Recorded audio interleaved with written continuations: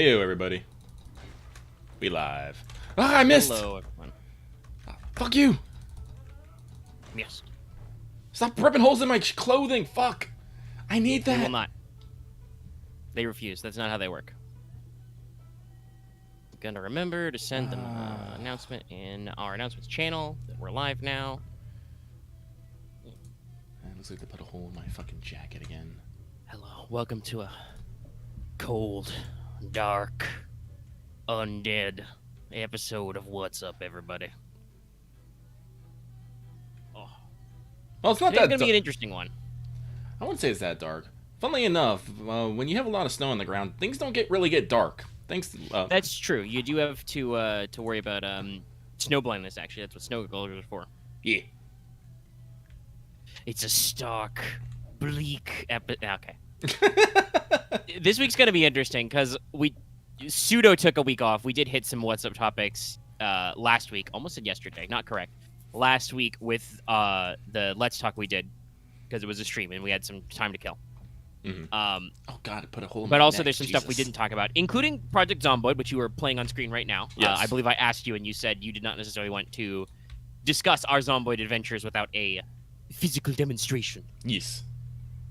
So, you know, there's plenty of stuff to talk about. Like, I put Cult of the Lamb in the thumbnail, for instance, because I've been playing the hell out of that game for the last 2 days, ever since we streamed it, which you guys voted on. So please go watch that stream, by the way, if you want to catch up and see a lot of my initial for that game. And I'll put some more condensed thoughts later. But also, you know, today there just happened to be a lot of bad vibes out there in the world.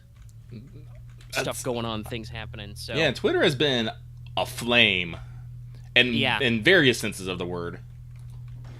And obviously, that's, you know, there's bigger stuff happening, but on like a personal level, I was told earlier today by my mother that the dark circles under my eyes look concerning. So like, you know, and I mentioned to Lucky earlier. I think I slept weird because like my right arm is a little like stiff and sore in my mouse position.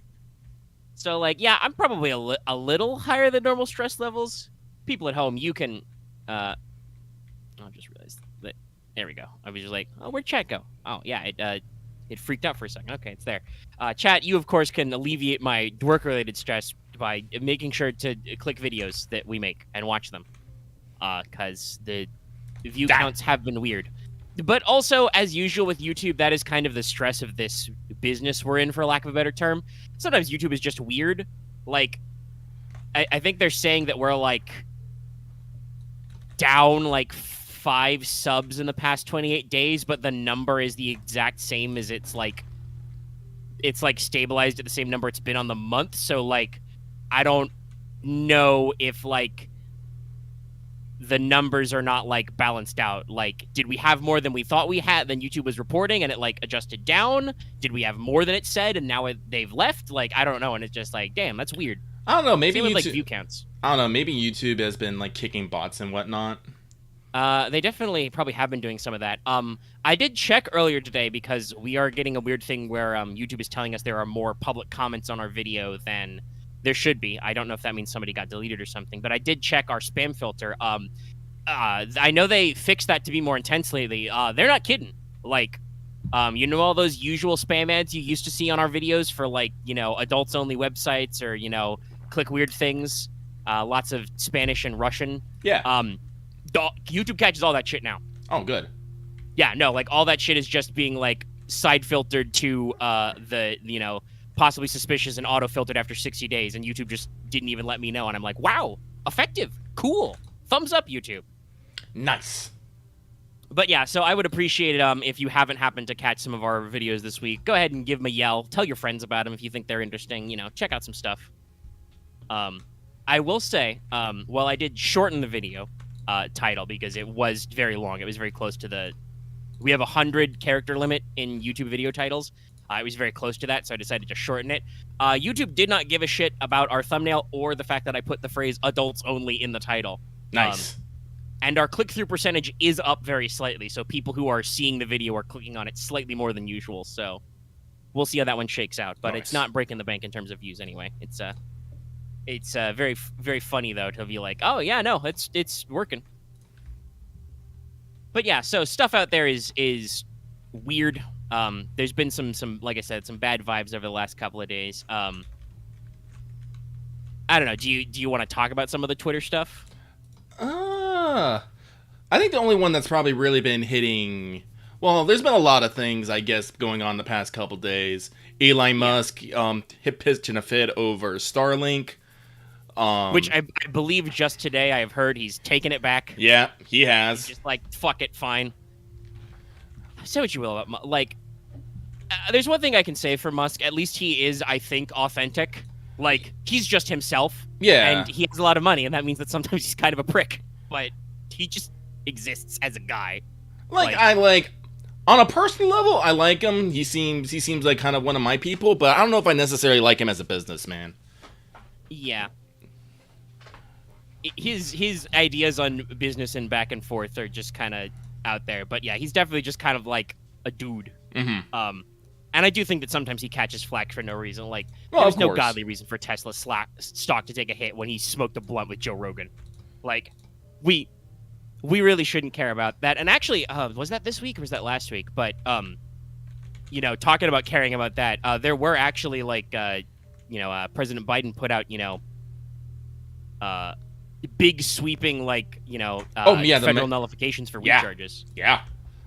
It's like, I consider minor that marijuana charges are just being expunged. Federal ones, yes, they're being expunged, and he's encouraging governors to do the same with state-level charges, which is a big deal, especially considering that some of those drug charges get you enfranchisement. And he has done the thing that by the way, in case you're curious, in case you've forgotten, criminal justice major, studied this stuff in college for like 3 years, because I had to retake some courses and find some free time in there. But I studied this extensively as part of my bachelor's of science, and the fact that he has directed the federal government to look at how we schedule marijuana as a Schedule 1 narcotic and like maybe remove it from there because it is absolutely not under the current Food and Drug Acts. It is not a Schedule 1 narcotic. It is not something with no medicinal use and actively hazardous to the populace. When I think that like fentanyl is like a Schedule 2 because it technically has medicinal uses in very limited capacities, and it's like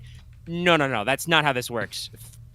Marijuana is not worse than fentanyl, no matter how many times you watch Reefer Madness. But Reefer Madness is hilarious.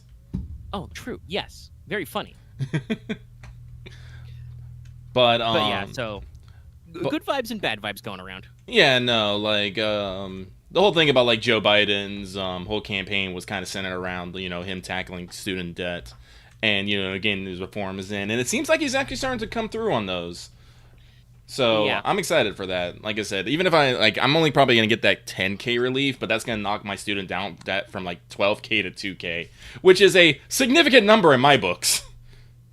Yeah, no. And also, I have been really pleased because a lot of people were like, "Oh, he's just a milquetoast. He's not going to do anything." No, the man's a Cold War politician. Our defense stance has been intensely strong. I also just read today. I think it's true that he's taken a very firm executive action in regards to sanctions with China and the semiconductor market. Oh, that's good. So real big deal shit as treating certain semiconductor companies in China as not trusted partners and forcing American executives to basically resign or threaten their American citizenship. Mm-hmm.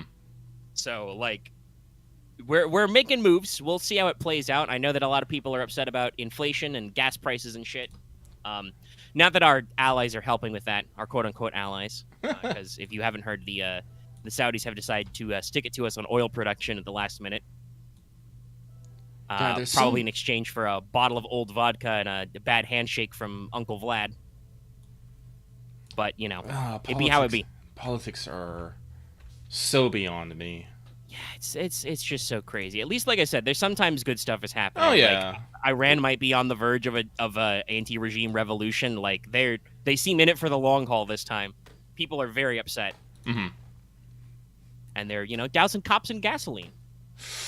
I don't know how I feel about that, but... Well, they're technically, I say cops, they're the morality police Oh, guys. Okay. The government secret police flunkies have never mind. allegedly been set on fire a couple of times.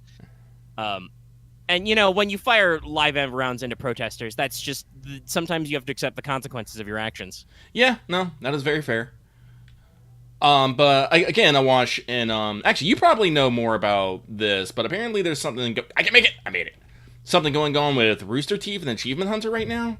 Yes, and I think this might act. This is probably going to dovetail into some other stuff I've put in my notes because earlier this week there was some news about a lot of job slashes at Warner Brothers and some merging of studios. If people don't know, through several other parent companies, Warner Brothers does straight up own Rooster Teeth these days. So like they are technically part of that network, and there's a lot of cost cutting going on lately.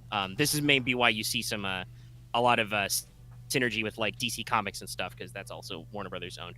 But yeah, apparently historically very popular and personally to me very well appreciated branch Achievement Hunter has been going through some cuts and things. Last night, one of their talent, who is very popular, announced that his position was quote unquote dissolved a couple weeks back, and he is leaving being full time at the Achievement Hunter division.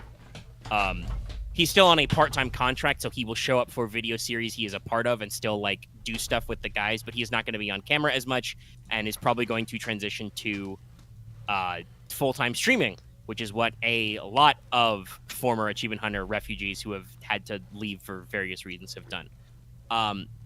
But also kind of in this time period, as a lot of people are like very upset about like, how do you just dissolve one of our, most popular content creators positions and like, throw them out to the wolves to go full time.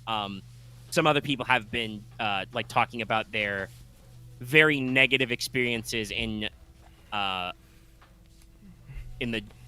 job state with like the general like Rooster Teeth upper management. Not necessarily naming names, but like some people have had some bad times in their employment, and it does kind of play to some of those money moves. They've been talking about like very, very low pay for relocating costs and stuff, to move like out to LA, which has an incredibly obscene, cost of living expense, etc. So yeah, there's just a lot of vibes about that I still don't know how to feel about right now. But also at the same time, it's kind of like for a while they've been trying to like shift their content state to be more relevant to the kids. Get a little bit more like they've tried like snappier and tighter editing on some projects that I personally wasn't a big fan of. The stuff that always drew me to AH was, it's kind of like what occasionally keeps me going on Game Grumps. The reason why I don't watch a lot of Game Grumps videos anymore is because they've changed their style of doing thumbnails and YouTube titles, so I don't know what the fuck their videos are about anymore. But that's a personal pet peeve. I personally appreciate it when the game is named in the thumbnail because then I know if I want to watch that video or not. Just saying like, we explore a spooky liminal space, and I'm like, that could be 50 games. There's 100 games like that. I don't know what game this is. But like AH's thing was, they were a group of the original was a core of 6 guys, and they've gone through different, ratios of people to videos to etc. And just they do stuff, together as a big group and play off each other. And sometimes one of them is like going off on a whole level and then somebody kind of stitches all that stuff together in the edit process. So a little too much stitching in the edit process is just kind of a little too flashy for me. And they've kind of decentralized their schedule. They used to have a very rigid schedule of when they would post videos every week. And honestly, I can see why they shifted that up. Like on the one hand, stability is good for like you and for your audience and probably for the algorithms, but also that can really put pressure on you when you're like, fuck, dude, we've done 500 episodes of Minecraft. What's this week's Minecraft Let's Play? I don't know, right? Right. Like, you run out of the creative juice. So they've been kind of up and down. At the early area of the pandemic, they had some very big stuff where they had, what is now the classic content creator scandal. There was a guy who was involved with fans, and he was married, and it was bad. So, like, they've had a rough time. They've tried to like hire new people to replace other people moving out or cycling. Some of them don't always fit. The comment section for AH is very old school internet. They come from, I think, old school Rooster Teeth. If you've ever watched Red versus Blue, you know that a lot of that machinima is like very vitriolic, not soft on their f-bombs. Yeah. Got some jokes that aren't cool anymore. Lots of people from the early 2000s have jokes that are not cool anymore. In terms of companies who are still actually doing good and seem to be okay, like Team 4-Star, the guys who made Dragon Ball Z Abridged, they have been putting out weekly commentary with the two of the main guys in their team who worked on that project. Curtis Arnott, Takahata 101, is not available because he still lives in Canada. But he has a very successful career as a VTuber now with a virtual bar. Yeah. But like just Scott and Nick, Lanny Bator and Kaiser Neko have just been going over this, and like you can tell they're like, yeah, we just can't make those jokes anymore. It was kind of shitty of us to make them back then, but we just didn't know. It is how it is. Big cringe, like the ability to look at your own stuff and go like, yeah, that doesn't really play anymore. And sometimes it's not even like stuff that is quote unquote offensive. It's just like, wow, that was just a really asshole joke we did for this character for no reason. We should have done this better. Hindsight's Like 2020. they genuinely seem to be on the ball, introspective, and like wholesome still. Yeah. But the AH comment section could get very vitriolic, and that has bled over to the content creators sometimes, and it's just a rough time. We'll see how it shakes out for them. I mostly just follow like Rooster Teeth stuff through their ever-growing podcast network these days because they have a lot of podcasts, and that's the kind of content that works for me from them. So we'll see what's up.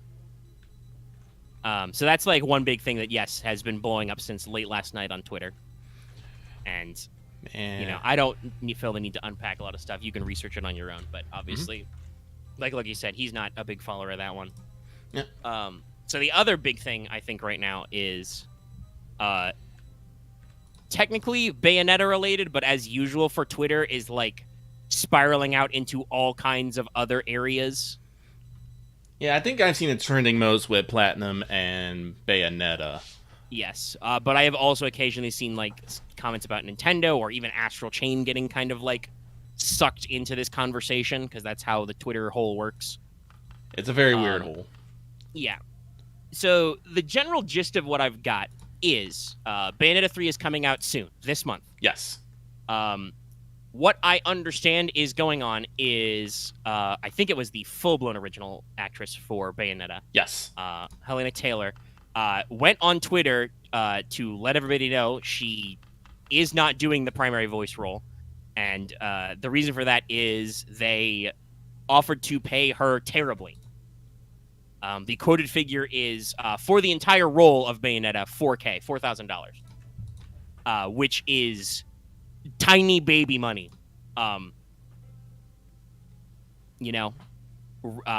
Real bad numeros.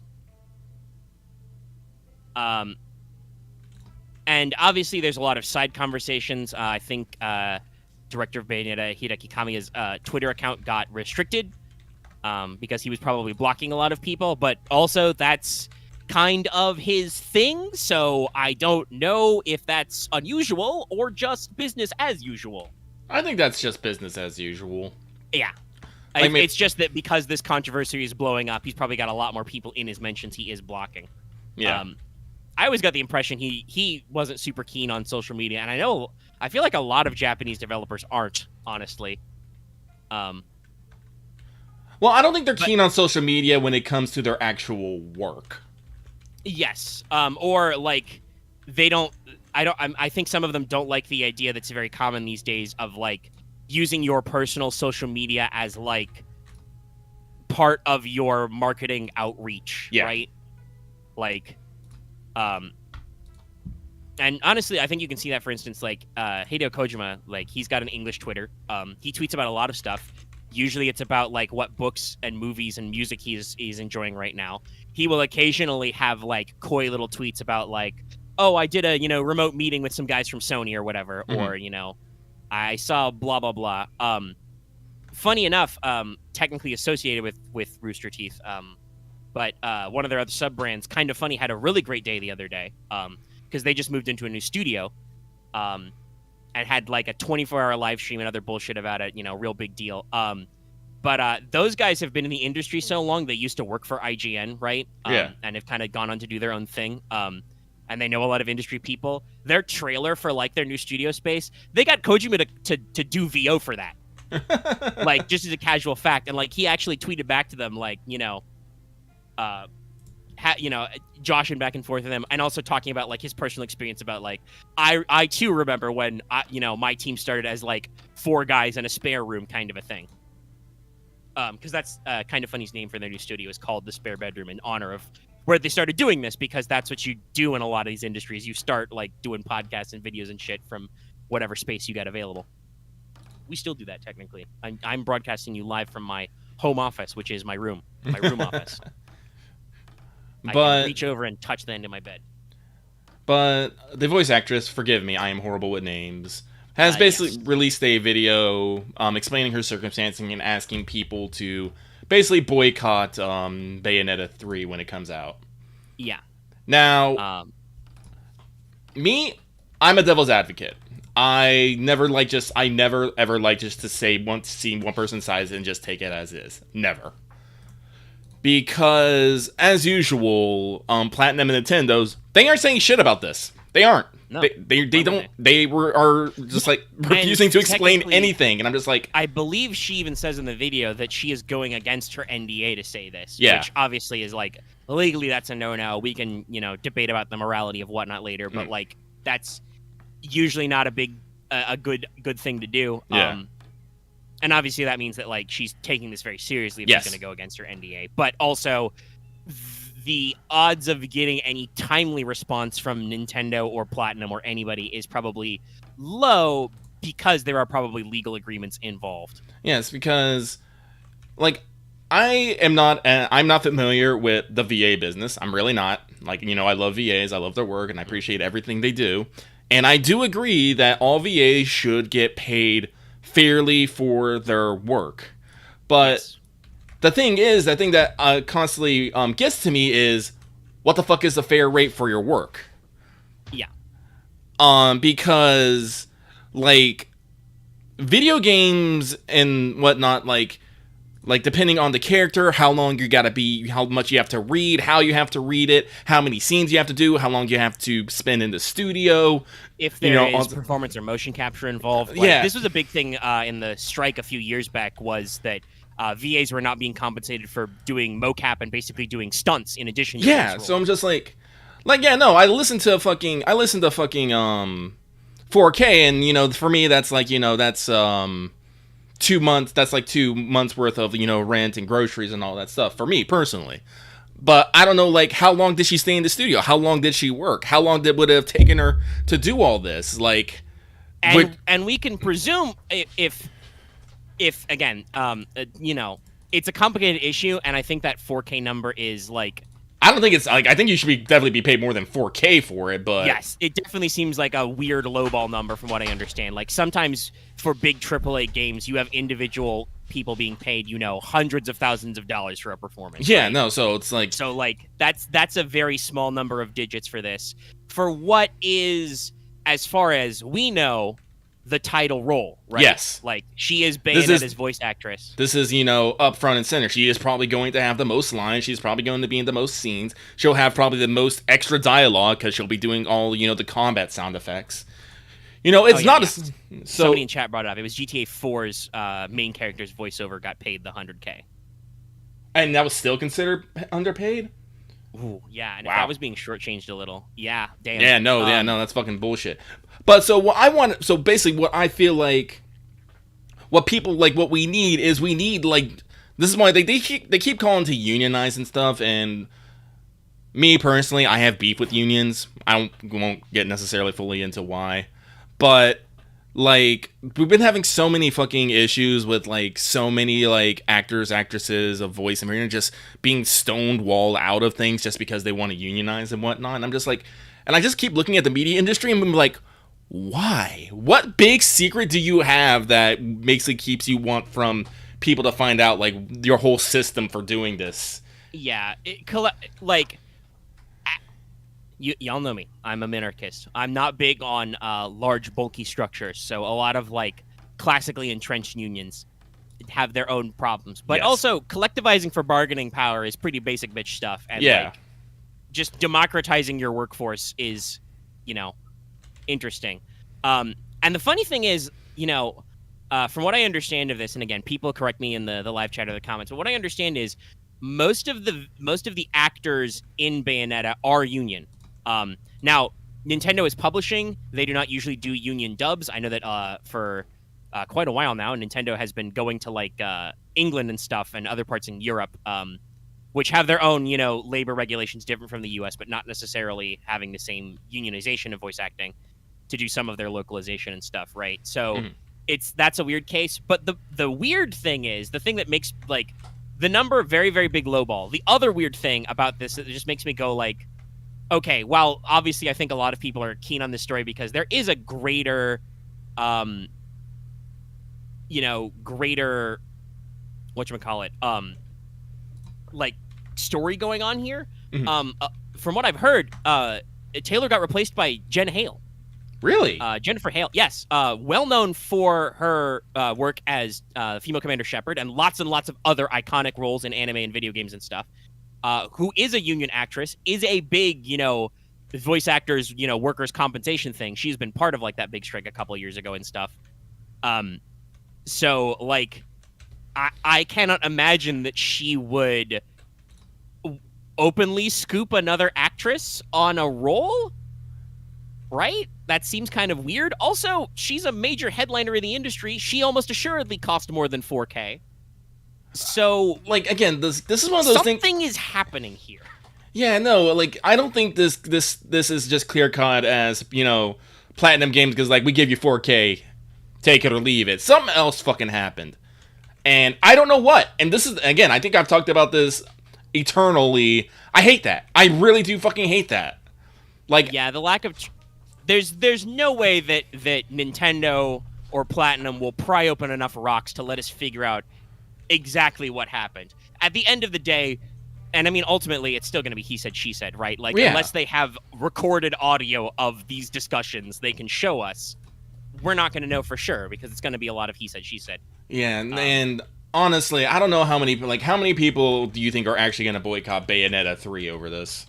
I don't know. I mean, first of all, so I will say, as usual for Twitter discourse, it has immediately gotten toxic in some areas. Oh, yeah, definitely. I have seen, it is the nature of the gamer to want to rise up and own the corporations. Lots of scare quotes involved there. But like, I have seen people tweeting shit like, we are watching the end of Platinum Games in real time. No, you're not.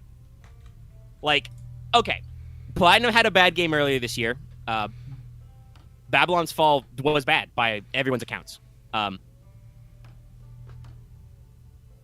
So, yeah, that's not good. But as somebody said, they phrased it as Bayonetta 3 will probably flop in the U.S.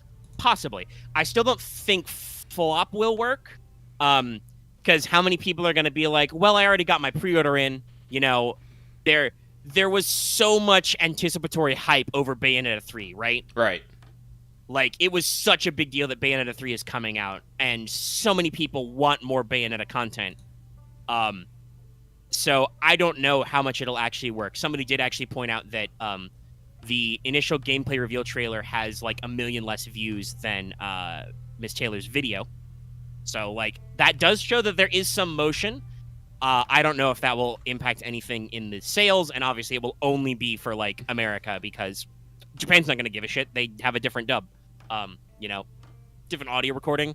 It's entirely possible that other markets won't care. Because that's the weird thing about this. Like, if this is literally what has happened, like, just straight up, like, they super lowballed her. She contacted Hideki Kamiya as the story. He raised it to the 4K, or told them to raise it, and they gave her 4K back. Like, this feels like it's got to be a deliberate slight. Like, yeah. I think it's going to impact their sales number. I'll be very curious if this impacts, like, critic scores, like critical reception, because sometimes that kind of real-life stuff does bleed over. Business practices will sometimes be reflected in the review score. I don't always think that should be true, but we had this discussion with Last of Us Part 1, for instance, right? Yeah. Where a lot of people were like, okay, it is probably the best way to play Last of Us, but, like, did we need it? I don't know, man. I don't know if I'm down to clown with this product, and reviewers' scores reflected that. expect you will probably see a little bit of that in some reviews upcoming. Probably. So I don't know if it'll impact the overall score. Here's now I don't know that y'all should necessarily take much stock in my opinion. All right, Our opinions. Yes, but Omega's patented opinion is I wouldn't call this a boycott. I would call this a wait and see. The game is almost out. Like if you got a pre-order in and you don't feel good about like buying this game sight unseen, go ahead and cancel it. That's fine. But this is definitely like some weird shit is happening, and I would probably want to see like what the final product is, because people are going to play it no matter what. Well, yeah. Like I said, reviewers and other industry people will get free copies they don't pay for. Some people just won't have heard of the boycott because like it's blowing up on Twitter, right? But like there are so many people, even our own community, like we do social media stuff on Twitter, who are like, oh yeah, no, I'm sorry, I'm not on Twitter. Like, because Twitter has such a reputation as a cesspool. I mostly use it to look at cool art, and occasionally get like news updates from like creators I like because it's part of their oeuvre. But and sometimes people have cool, funny thoughts and stuff, and I'm just, inundated by the trending tab and stuff sometimes.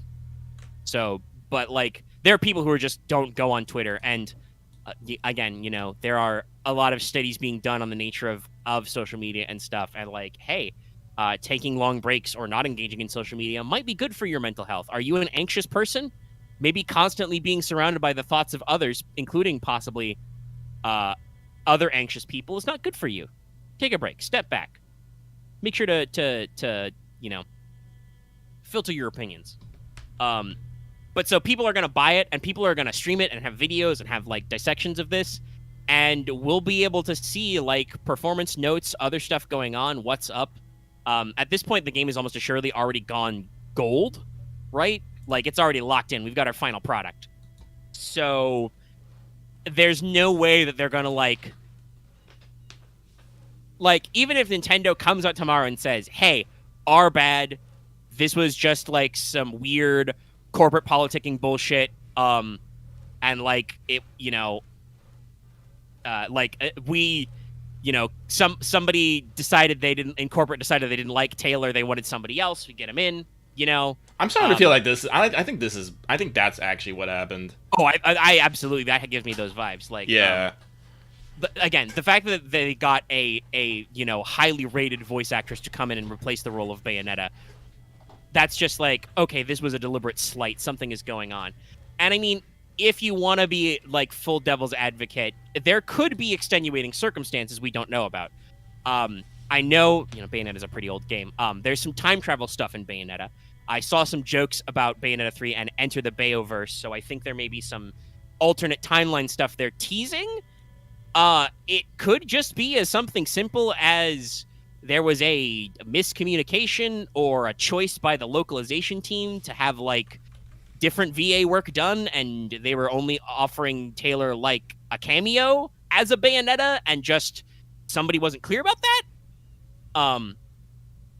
But I don't know if that's true because the game's not out yet, No one has told us shit. No one telling shit.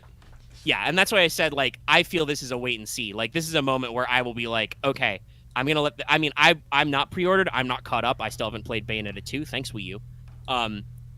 This is definitely not necessarily putting me in a rush to do that, to play Bayonetta 3.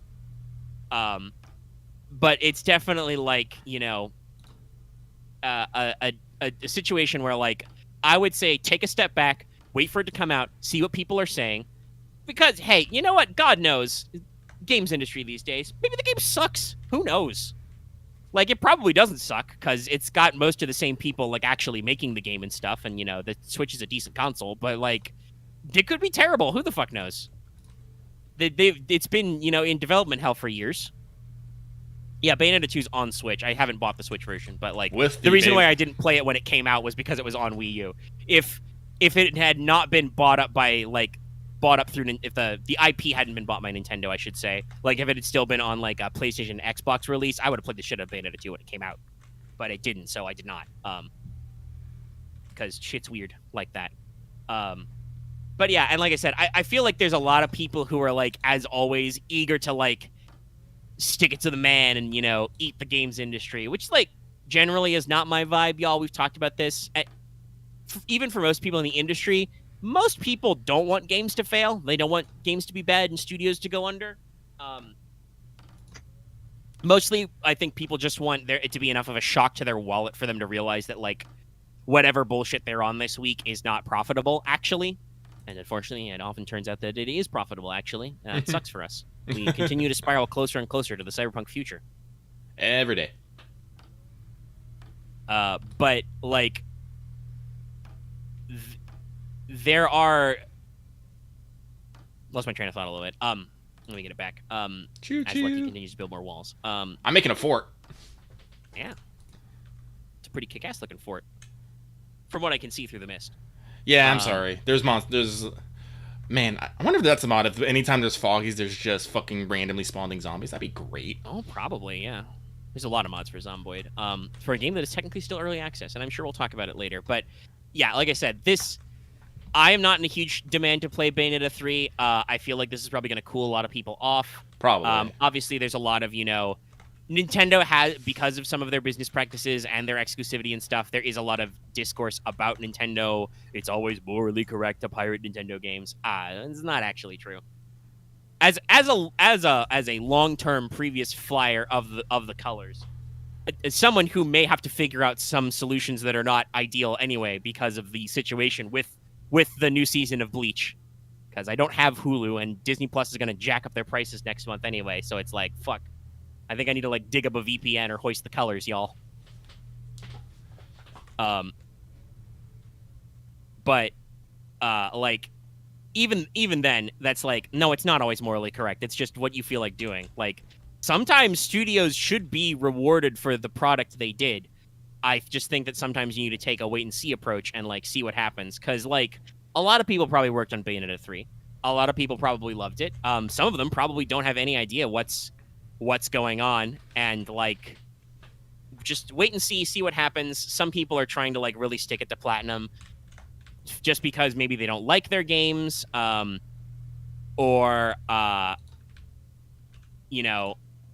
maybe they just are upset at big companies, or the fact that Nintendo is publishing it makes them mad because that gets a lot of people incensed. But that's gone into the thing I've talked about where I've seen Astral Chain kind of trending in this conversation because, like, some people are using this as to be like, Platinum has never made a good game. And it's just like, not true. Incorrect. It's like, actually wrong. I will fight people. Literally, yes. They put fucking Nier Automata on everything. Yes. No, and again, great game. Amazing game. Breathtaking. Big deal stuff. Emotionally moving. And Astral Chain was good. It wasn't great, but it was fucking good. And I'll fight people on that, too. Yeah, and some people are like, well, it's doubtful Astral Chain will get a sequel. Again, I don't know about that either. Like, some people say that, they feel bad about this news because it's going to kill Astral Chain. Other people are like, oh, well, Nintendo actually owns the Astral Chain IP, so hypothetically they could get a new studio to develop it, which they could also true facts. They don't usually do that, but possible. Nintendo doesn't really like to go to other studios for their game franchises, you'll have noticed. Like, Game Freak, I think, exists only to make Pokemon games. Does Intelligent Systems do anything but Fire Emblem, right? Like, I think Kirby is handled by HAL. Yeah. There's a lot of stuff going on. And, yeah, I mean, Axe brought up a point about Platinum and their bad financial history. They've been they were formed when Clover went under and had to, yes, Metal Gear Rising as well, which was a case of them taking on another studio's game because Konami couldn't make Rising work, and then Platinum made it work as an action game. I know that Platinum does have some financial trouble in their system. Oh, IS also makes Paper Mario. Okay, I'm glad they branch out, but that's the thing, right? You got to ask these questions. But just in general, like, again, I've talked about this, but there's a YouTube channel I've been really getting into watching all of their content, Grimbeard. Go check it out, guys, if you like. Again, talking about bias, Grim is very clearly biased. Loves old-ass, like, PS1 era games and, like, that era of PC games. Loves isometric and shit like that. Like I watched him talk about Fallout Tactics, which people generally think of as the poor one, and he was also like, yeah, it's got its fair share of flaws. There's some dumb stuff here, and talks about how much he just doesn't like the 3D first person Fallouts. And I'm like, okay, you can say that about Fallout 3 and 4, but don't don't you malign New Vegas to me. That game is amazing and funny. It's great. This fog is fucking thick. Yes. I'm just imagining it as thighs, and I'm having a better time. But goddamn, Okay, so Game Freak does also do some other stuff. I literally can't see shit. I mean, it's good to have multiple projects because you need things for your new talent to cut their teeth on, and also for people to take breaks in between stuff. It's very important, you know. We talked about this, right, with like video content. If you have one team making the same thing over and over again, they're gonna fucking explode. Like they're gonna run out of ideas and their brains are gonna melt. But like one thing that's very interesting about Grimm's videos and why I brought it up was he talks a lot about the history of games, and especially in that like mid 90s to early 2000s to mid 2000s era. There's a lot of weird bullshit going on with game studios and developers kind of before we got a lot of the early levels of the big consolidation we see now. Like, even back then, stuff like Bethesda, CD Projekt Red, etc., like, a lot of those game studios were, you know, being scooped up by other people. And I don't... even when explaining, like, how some of these studios, like Interplay very famously had money problems and lots of other stuff, Interplay, who owned a lot of studios behind games like Planescape Torment, Fallout, etc. Technically, I think they used to be the partners with the fledgling BioWare on Baldur's Gate 2, I think. I might be misremembering that one. Chat will definitely know that one better than me. But, like, I still don't know how and why some of these studios have these money problems, whether it's, like, just mismanaging how long it's going to take them to work on a project so they run out of project money because... well, we said that we budgeted the game for 2 years, but it's going to take us 4 years to develop, so that means we're going to run out of money in 3 years. Shit. Right? Like, just your normal expenses catch up with you, or they're, you know, blowing it on bad investments in engines or licensing that don't go anywhere or what. But, like, there's a lot of just business bullshit that, like, I think game studios sometimes run into because... a lot of these guys do get their start as just, you know, I talk about, you know, Kojima talked about he started as just, you know, 4 guys in a back room, right? Mm-hmm. And that's how a lot of people get their start in this industry. And then when they go on to start their own studios, sometimes it doesn't work out. And other times they shackle themselves to corporate overlords who have no idea what they're doing. Because it takes a lot of money to get games published. So... oh, I do have the magazine. We'll see. Like I said, I'm gonna see what reviews and stuff say, and like, if there is any clear inspiration. This makes me in no hurry to buy up Bayonetta 3, but also I'm not just like, again, like I said, this is just so fucking weird that I'm not like, this is clearly some kind of, you know, cheapskate business malfeasance on Platinum's part. They're just trying to grub more money. No, there's something more complex going on here. That might be business related, but also, I don't know, like I said, it could just be that somebody in, like, the dub hiring team is like, I've always hated Taylor. I'm going to use this opportunity to push her out. Because, like, that's another thing. Remember, business involves human beings, and human beings are dumb and petty. Yeah, they are. All kinds of bad bullshit can happen because of that. So, like, yeah, I don't fucking know. All right, that went on a little bit longer than I was thinking. But like I said, bad vibes. I'm glad to have talked about it. Got it out of my system. Been thinking about that a lot lately. I know. Honestly, I think we usually try to avoid heavier topics like that. I think as long as we don't get too deep into them, we can just, you know, talk about whatever. Yeah, and we kind of shotgunned a lot of just bad bullshit happening, and hopefully we can move on to some of our more positive stuff. Yeah. I mean, the thing is talking about how the game will probably be good, but it's kind of got some shifty stuff coming out. The thing with that is, honestly, you usually don't see these problems, like the effects of this marketing-wise, on this game. Like I said, some people are already going to be committed. They're going to be bought in. There's going to be a marketing blitz, etc. The question is, what does this mean for the future? Is there going to be a Bayonetta 4? And I don't even know if they want to make a Bayonetta 4. Sometimes game series need to end. A lot of our cases of, you know, game series that have died ignominious deaths is because studios have tried to keep milking them, right? Right. Like Resident Evil got really bad because they tried to pound out, I think, way too many of them too fast and just ran out of ideas. It wasn't until 7 when they were like, okay, hold on. We need to pare back to basics, start over. What is Resident Evil about? Spooky house monsters.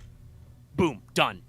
And they made an amazing game that is everywhere and everybody likes it. Honestly, I think they've also done a really good thing with like remaking and reinventing their old games in like new engines with actual new gameplay, right?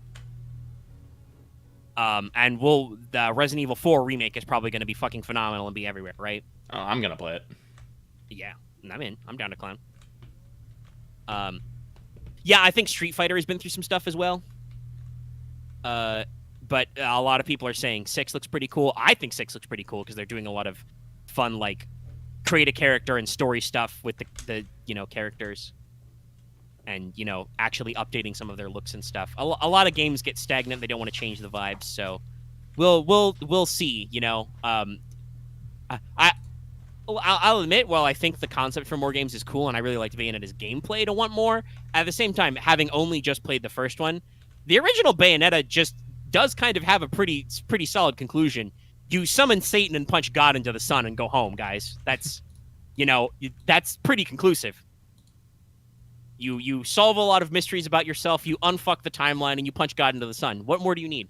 But Just apparently another day. they had enough ideas for a sequel that I need to dig into.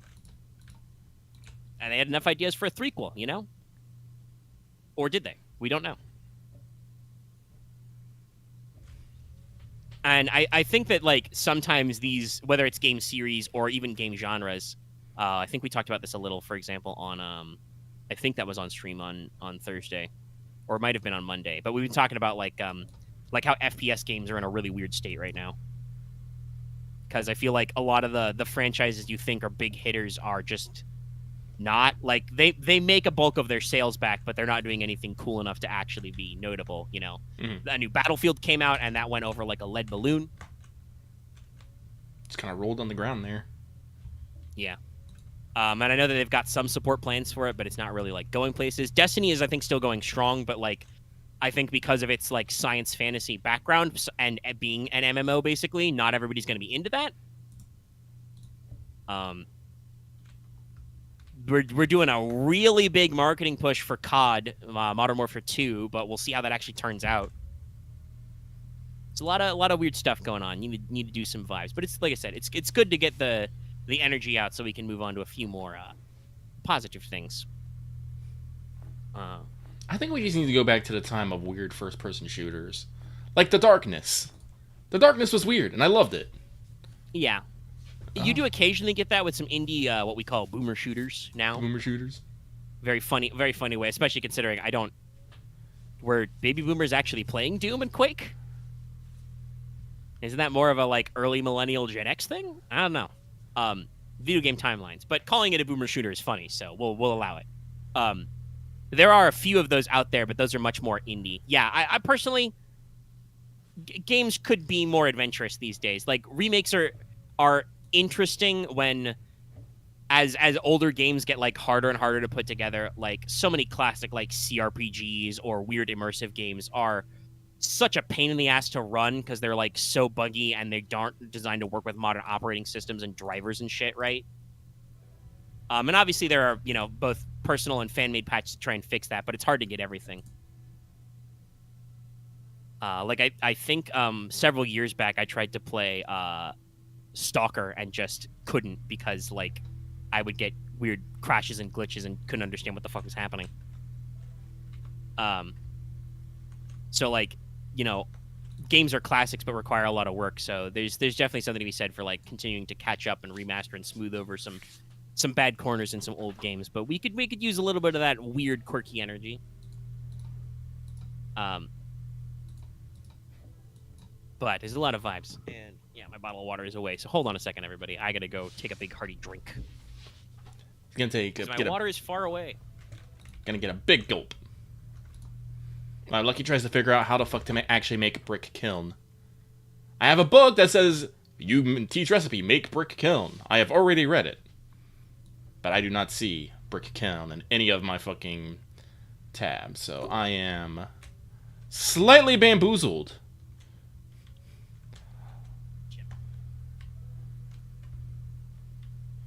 Okay, I'm back. Stretching my bones. How to make a brick kiln. That's containers. I usually don't like to overshare or anything to put those vibes out there. Like I said, we don't like to talk about heavy stuff to bring people down, because I'm sure you got enough bullshit bringing you down. I don't know. I think people want to sometimes hear us talk about these things. Like Omega. Yeah. What do you feel about that Pokemon trailer? I still haven't watched it. I really don't care.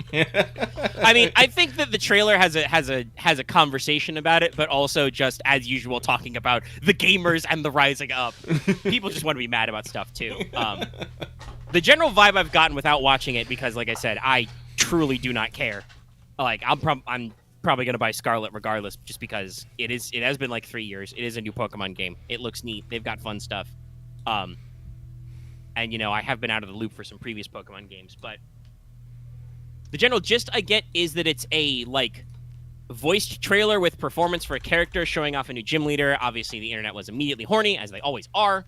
As we do. But, you know, she's got kind of an interesting design. I think she's the electric one, but she's got, like, little hair decks that are kind of animated. They're Pokemon-themed, but I don't think they are literally Pokemon.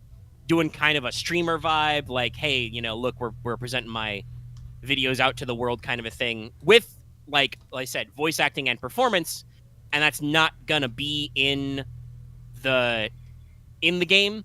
And I think there is a conversation there for, like, it's true, Pokemon is on the Switch, they're on mainline games, why don't they do VO work? Does that dovetail into that conversation we're having about Nintendo and their opinions on union work? Or, I don't know, they could probably just do some simless shit. Which a lot of their games, for I think size reasons, have had compacted voice tracks. We discussed in something, I think, in the past couple of weeks, we were talking about, like, different services. We brought up GameCube discs and how they technically, because they were mini discs, they did actually have less storage. Which probably leads to, like, a lot of the classic Nintendo silent protagonists and truncated voice packs where just people make sounds. But there's a lot of dialogue in Pokemon. I would not necessarily say they should immediately jump to fully voiced, because, like, there's a lot of fucking dialogue. I think they... Go for it. It's like, I think they can, like, do, like voiced for, like, certain characters and whatnot. Like, yeah, if they just voice the gym leaders, I think everyone would love that. Yeah. You know, especially because gym leaders are usually such part of the iconic thing. Yeah. And I mean, hey, y'all. I want to say, like, I don't want to say, I feel kind of bad saying this because I don't want to be like, oh, we can cut the American voiceover industry out entirely. But hypothetically, if you're Nintendo and you're concerned about playing big name American voice actors for it, because you already have to pay Japanese big name voice actors, who I'm sure don't, because the way business works over there is very different, but those people also do still have, like, pull and star power, and they have big agencies behind them. Yeah, they do. Who are probably trying to make sure that somebody gets paid a decent chunk of cash. I think that, you know, America has weeabooanized enough that you could just do Japanese VO with English subs. Like, lots of games do that with just either as a stylistic choice or just as, like, that's part of just the not overspending, not over budgeting your game, is like, well, we have a shitload of dialogue. What if we just left it in Japanese, right? It is more approachable, more accessible. Obviously, your most broad games are going to want to include multiple language packs to reach more audience and be sellable more places. That's pretty typical. But I feel like Pokemon is big enough that they could get away with that, and, like, I don't know if people would mind. I guess that would run into an issue of the fact that Pokemon's names are localized different. True. So that might lead to some, like, conflict in there. But yeah, Oh, Aaron's in my fucking server. I see. Oh, is there a man? Well, you're open. You're doing the multiplayer. It is. Also, Aaron has been working terrible work shifts, so he hasn't been able to play Zomboid with us at all this week. No. Very sad.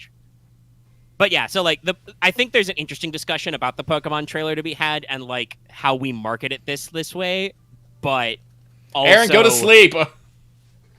Stop sneaking, start sleeping. But at the same time, it's like apparently it like blew up for a day of like, wow, what a weird, stupid trailer. And I'm like, guys, I don't care, and I don't know why you care. The game is like 2 months from coming out. What possible marketing do they need to do now? And like, I mean, I guess I see the appeal of them doing like these little gym leader spotlights. And some people are like, wow, they really just threw this like 2-minute trailer at us, and it's like, well, yeah, it's not a big gameplay trailer. It's not like a reveal. They're just like, hey, here's a little thing. And maybe it's snowing show off heavily. like one new Pokemon, and like show off a gym leader. But that is kind of like, I think, part of the marketing appeal of Pokemon, right? All right. Like the gym leaders are a big deal. Obviously, they do have a gacha game for it's Pokemon Masters is their game for like collecting iconic characters from the video games, including gym leaders and champions and stuff like that. You know, and I think they did a good thing like way back in the day when they decided to make gym leaders vaguely themed. You know, because obviously they're focused around a single Pokemon type, but then a lot of the gym leaders like embrace that wholeheartedly. You know, even back in the day in RBY, you know, the poison gym leader is named Koga and he is a ninja. That is their thing. You know, stuff like that. So that lends themselves to cool character designs. But yeah, it's just like one of those things where I'm like, oh my god, I feel like several people went out of their way to ask me like, yo, have you seen this new trailer? And I'm just like, no, why? What? Like I like I said, I do go on Twitter. I follow our Discord. I'm decently plugged in, but also it's kind of like I'm not drawn to click every little thing that pops up, right? Otherwise, I'd never get anything done. Because our world is awash in stuff constantly. Like, this will probably be short, so we can talk about this now. PlayStation Plus announced what new games are coming this month for the higher levels. Oh, yeah. We got a pretty extensive list. I linked this earlier, but like that I just happened to see, you know, pop up a little places, get some things come up, and it's like, damn, that's neat. And there's so much coverage going on. Every character is voiced in Masters? That's interesting. Is it like, sorry to detract too much on this, but it is an interesting point to bring up. Is it like Fire Emblem Heroes where they only have like a couple dozen voice actors who like, that you have to have like them play like 7 characters? Because I briefly played Heroes and that was the thing I noticed where it's like, I see, you guys are in touch with like one studio or one, you know, area of voice actors, and you have them come in and do like 7 roles because you've got a lot of characters. Actually, that reminds me. I actually had this fucking thought when we started talking about Pokemon like earlier this week. I'm pretty sure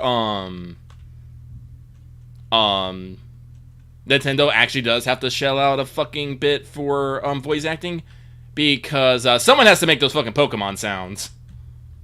True. At least in the anime. I think they're still Pokemon cries are still synthetic now, but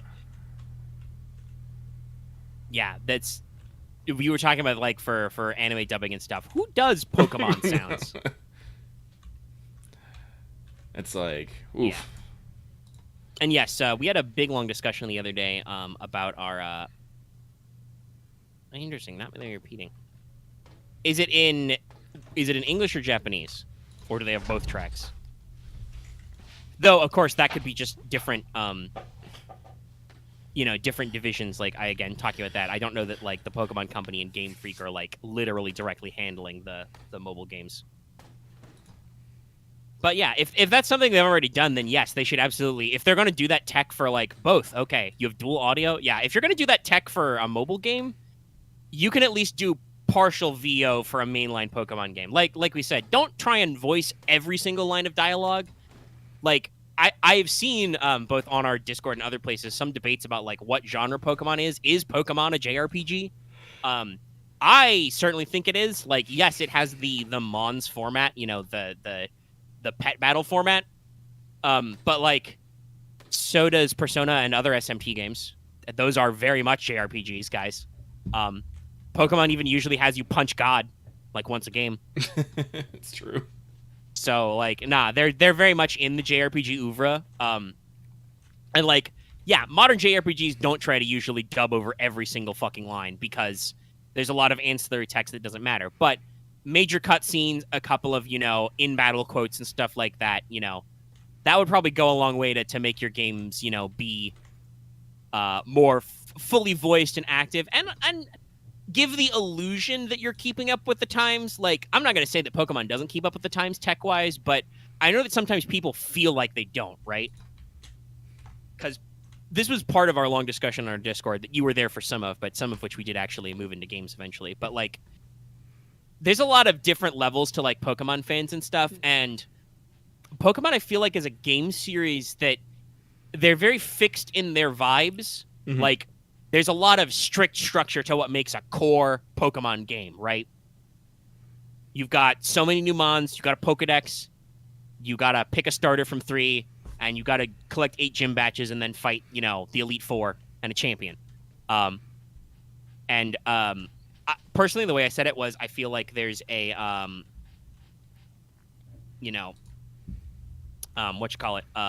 there's a triangle of like what the 3 legs of Pokemon are.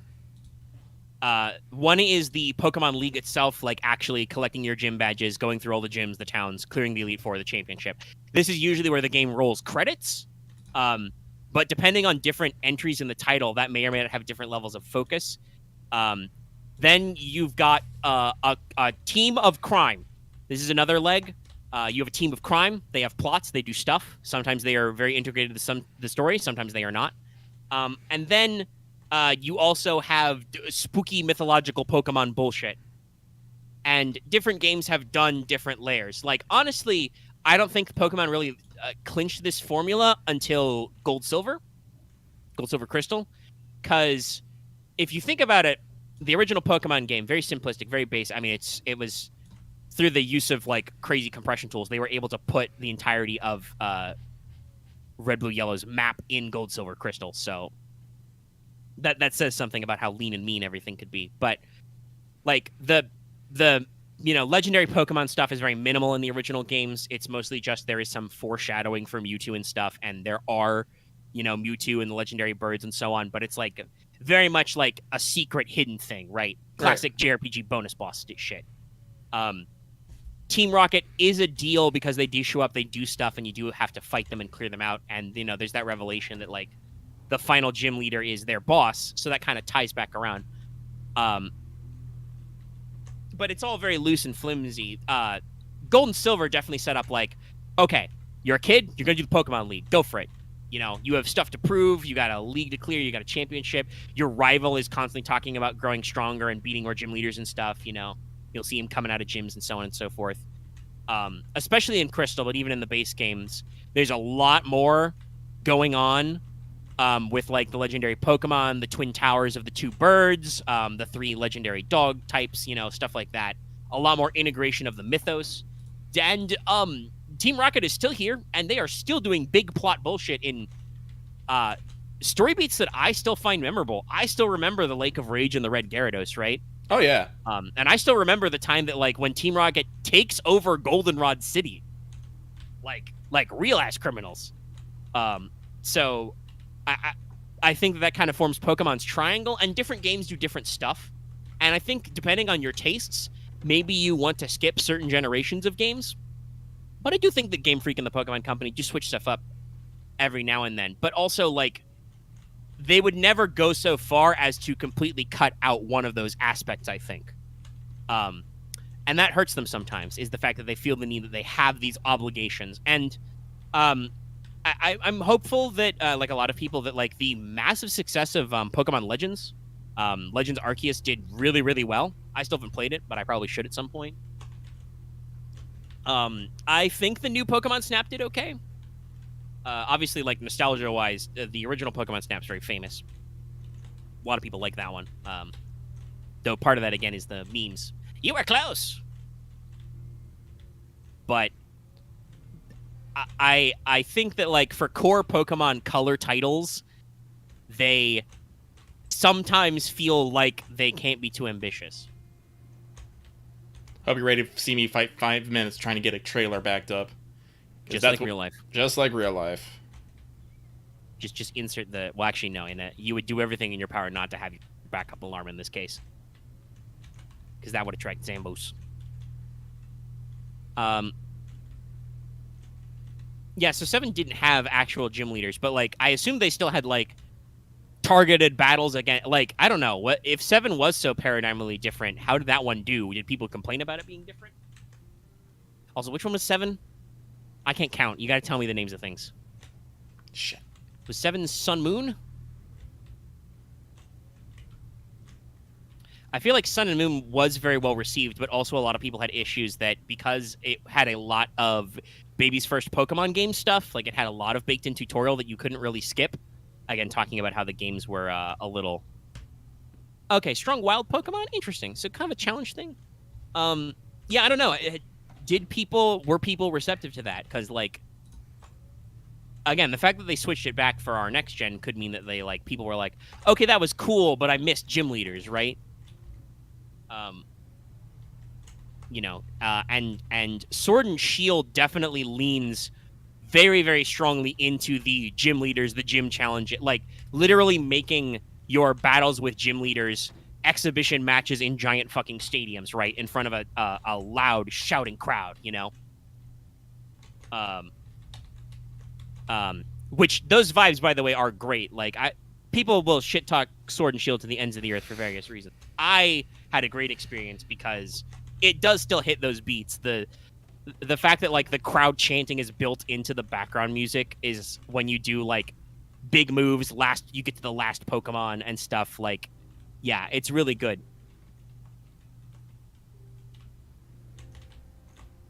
Well, yeah, they have trials and then they have a gym leader fight.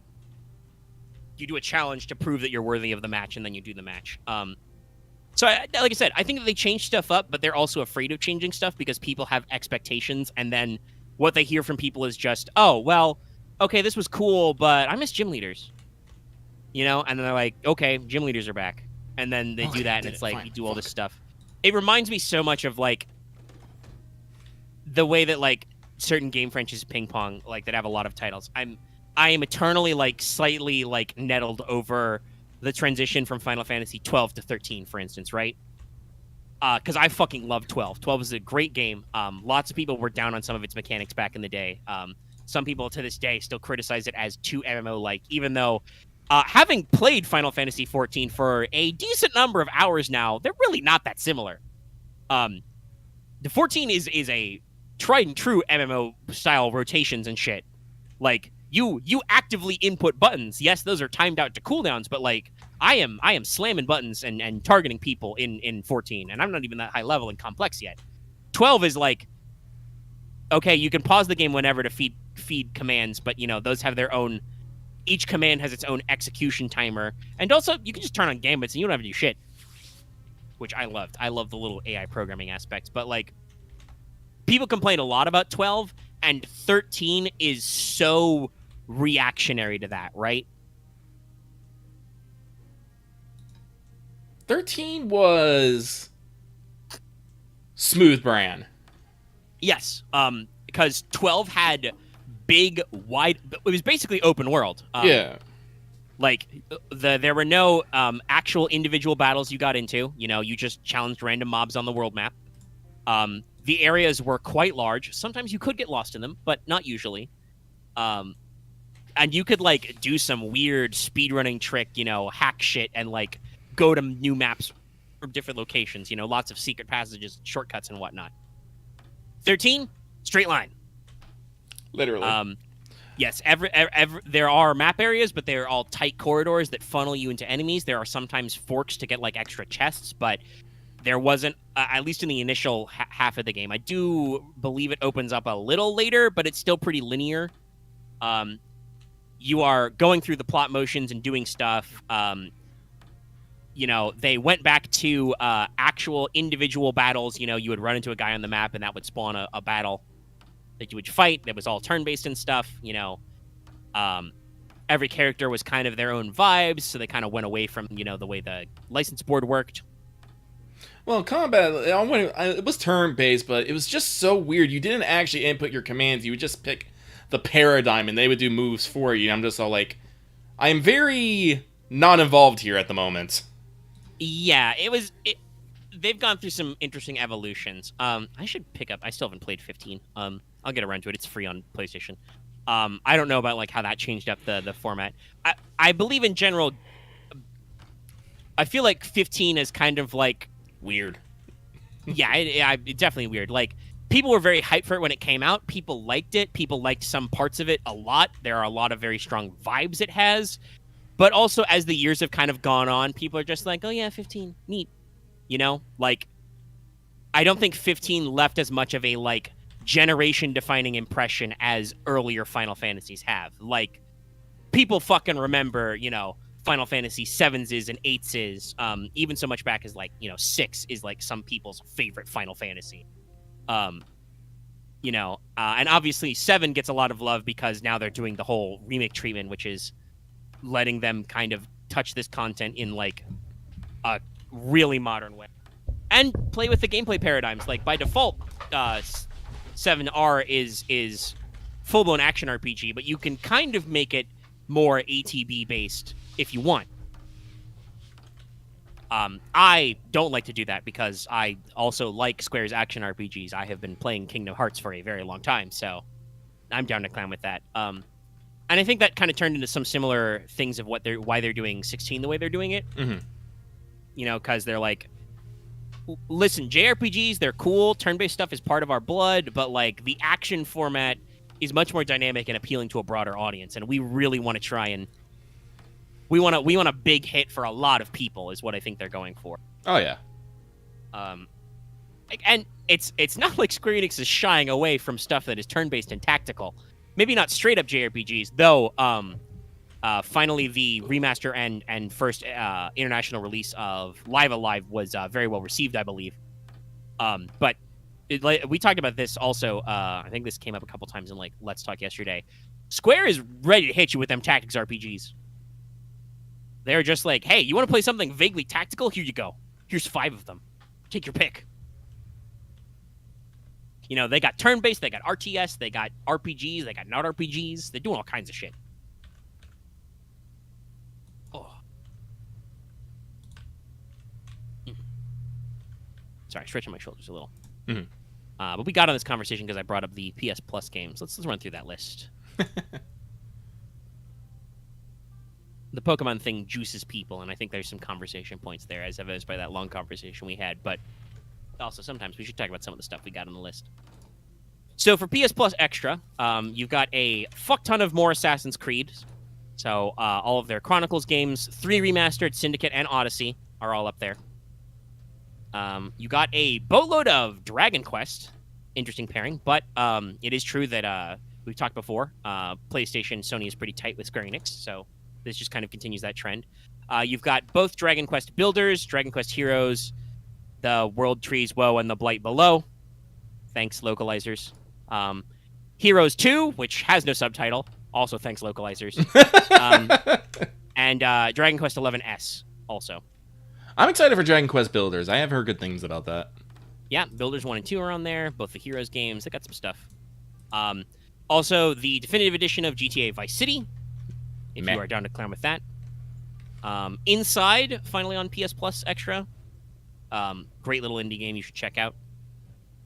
I have a couple of other indie titles. Let's see, like Hohokum, which is like a weird little indie thing. And for PS5, The Medium, a third-person psychological mystery game, allegedly.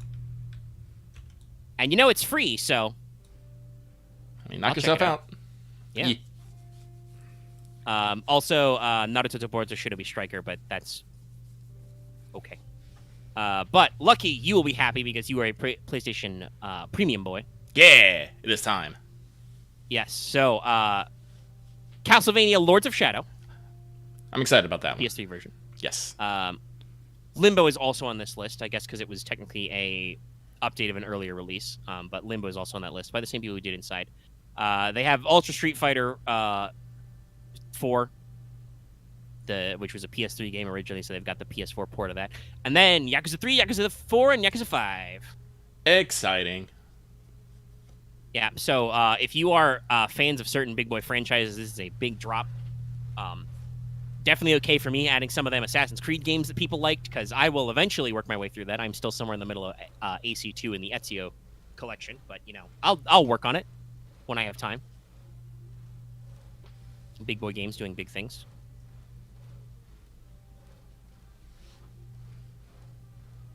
But I know you in particular have been waiting for those Yakuza hits to actually drop, and I believe you also brought up Lords of Shadow. Yes, I did, because where that one had been. Yeah, because originally it was the Mirror of Fate and Lords of Shadow 2, and I was very confused when I saw a Mirror of Fate in 2, but no, 1 I was all like, how am I going to get my Castlevania on? And here it is. Maybe there was just some negotiations that need to be done with Konami or something. I don't know. Yeah, or they needed to fix something, because it is the PS Plus Premium, so it'll be that PS3 version streaming. For now, we talked about, I think, a couple of months ago. That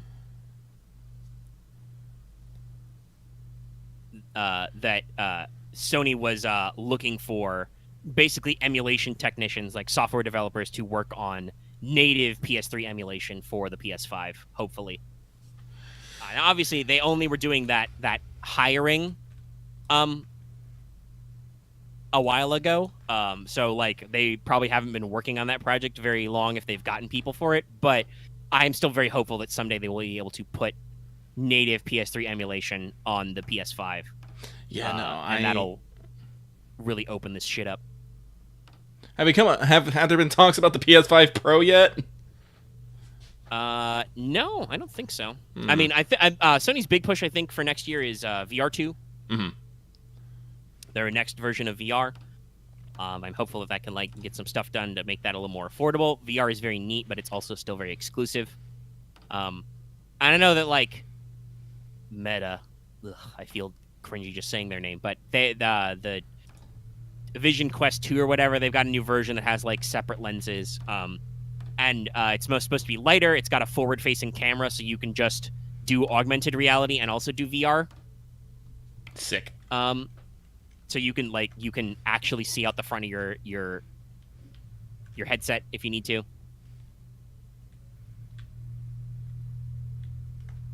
So there is some interesting tech stuff there. Like I said, VR seems cool. I'd love to try out some of these VR games I see people playing, but it's fucking expensive, and it usually requires good techware for. But yeah, I'm very interested in where we go with PS3 emulation, because this is a thing we've talked about. I think this was off stream. We were yelling at Dallas during Zomboid about stuff. As we do. Because he was talking about Metal Gear Solid and being upset about how hard 4 was to replay, and you were like, oh yeah, no, it's not hard. You can skip cutscenes. I played that game a shitload. He was like, oh yeah, it's just I haven't booted up my PS3 to find out, and it reminded me of you have to have a working PS3 to play MGS4. It's not on anything because the Metal Gear Solid games ended up pulled from all digital platforms for licensing reasons and stuff, and off PS Plus, and haven't been put back. And personally, I am of the opinion that given all of the hullabaloo that is going on about all this stuff, there's a lot of back and forth going on in the UK and EU about if Microsoft's acquisition of Bethesda is actually going to get not Bethesda, Blizzard Activision is going to get blocked. Other B word. And I think there's some very interesting things that both sides are saying. It's one of those real corpos try to sound like they're cool and they're with everyone, and then they reveal how much they're not on both sides. Sony will say some shit that's okay, that's probably true, but also, wow, what did you guys just say? And then Xbox will retort, and it's okay, fair points, but also, I think Microsoft alleged that Sony didn't want them to put Game Pass on the PlayStation, and I'm just X'd it out? On the one hand, yes, I can totally see Sony being no, you can't put your free play platform shit on our game. That's just going to incentivize people to pay you money and not us.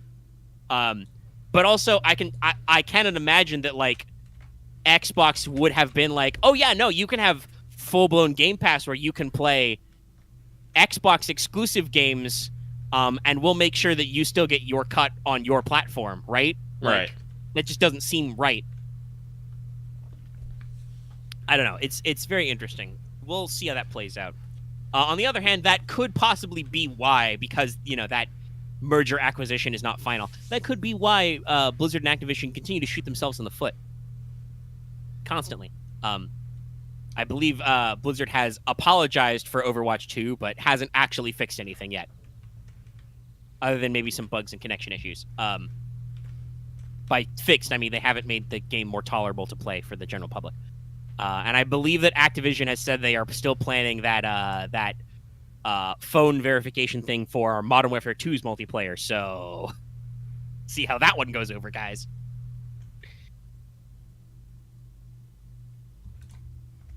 But we've been talking a lot about releases that may be new, services that may be coming up, games that are happening. Let's talk about some games we're playing right now. Yeah. Been going for almost an hour and a half. So do you want to... Actually, I think I want you to start on Zomboid because I've been yelling a lot.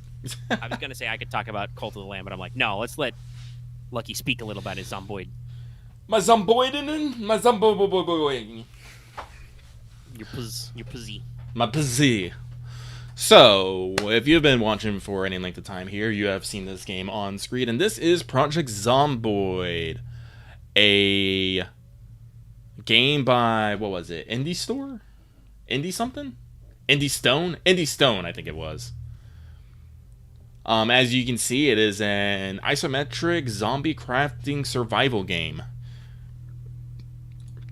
It's been in early access since, I want to say, like, the early 2010s. It's been out a while.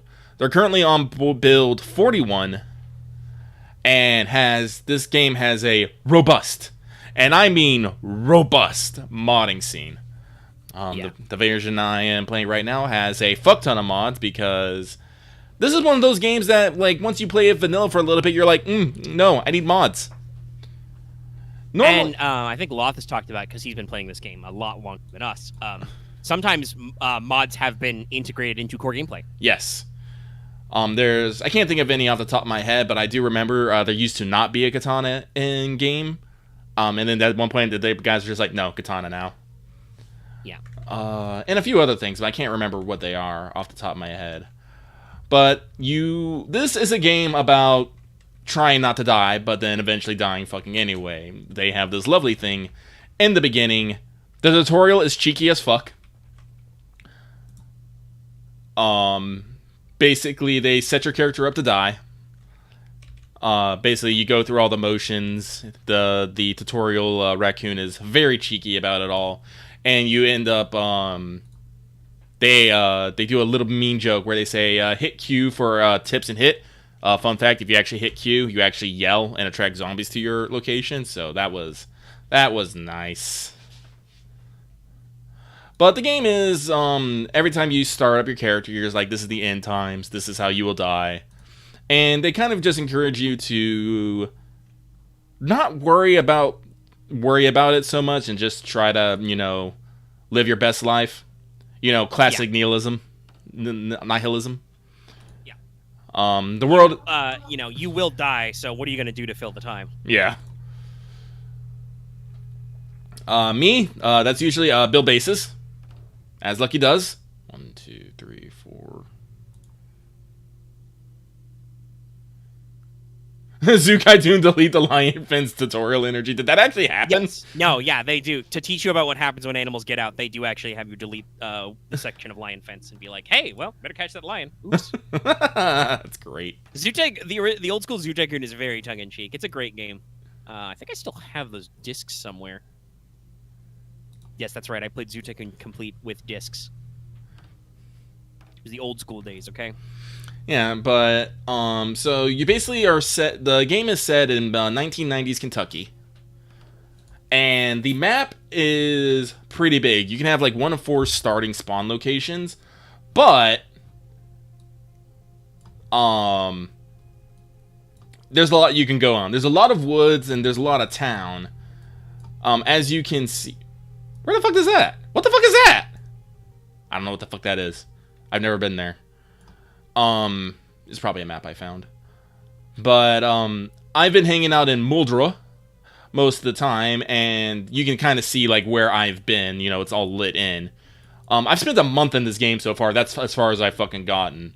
And there's all this other map that I need to go to. Now, to be fair, a lot of it is just, you know, highway and woods.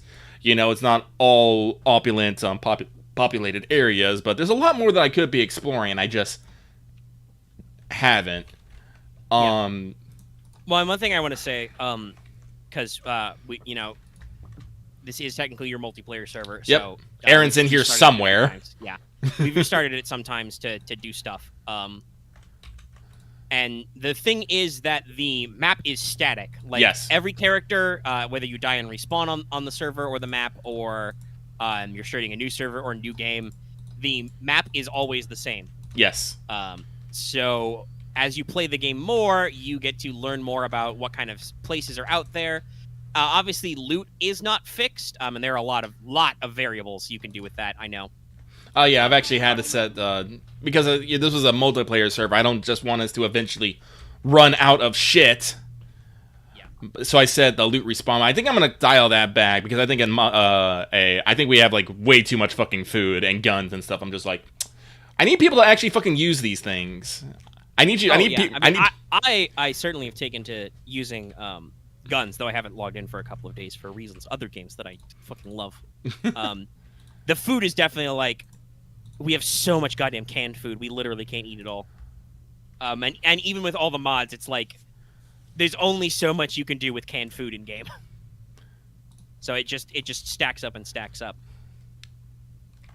But yeah, so the thing is, like, everything is arguably static. And I know that, like, you've talked about this. Some of the way the multiplayer server is set up is because we are having fun hanging out with people, is like trying to make it so that, like, there is still a challenge and we don't still go full overblown. Because we mentioned Loth earlier. Loth plays a lot with you and us. And he has like 500 hours in this game.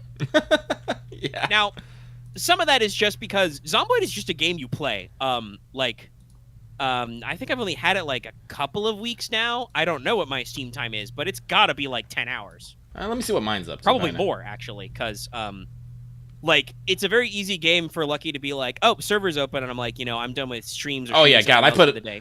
I'm catching up to Loth quick. I have 216 hours so far. I put 143 hours in the past 2 weeks.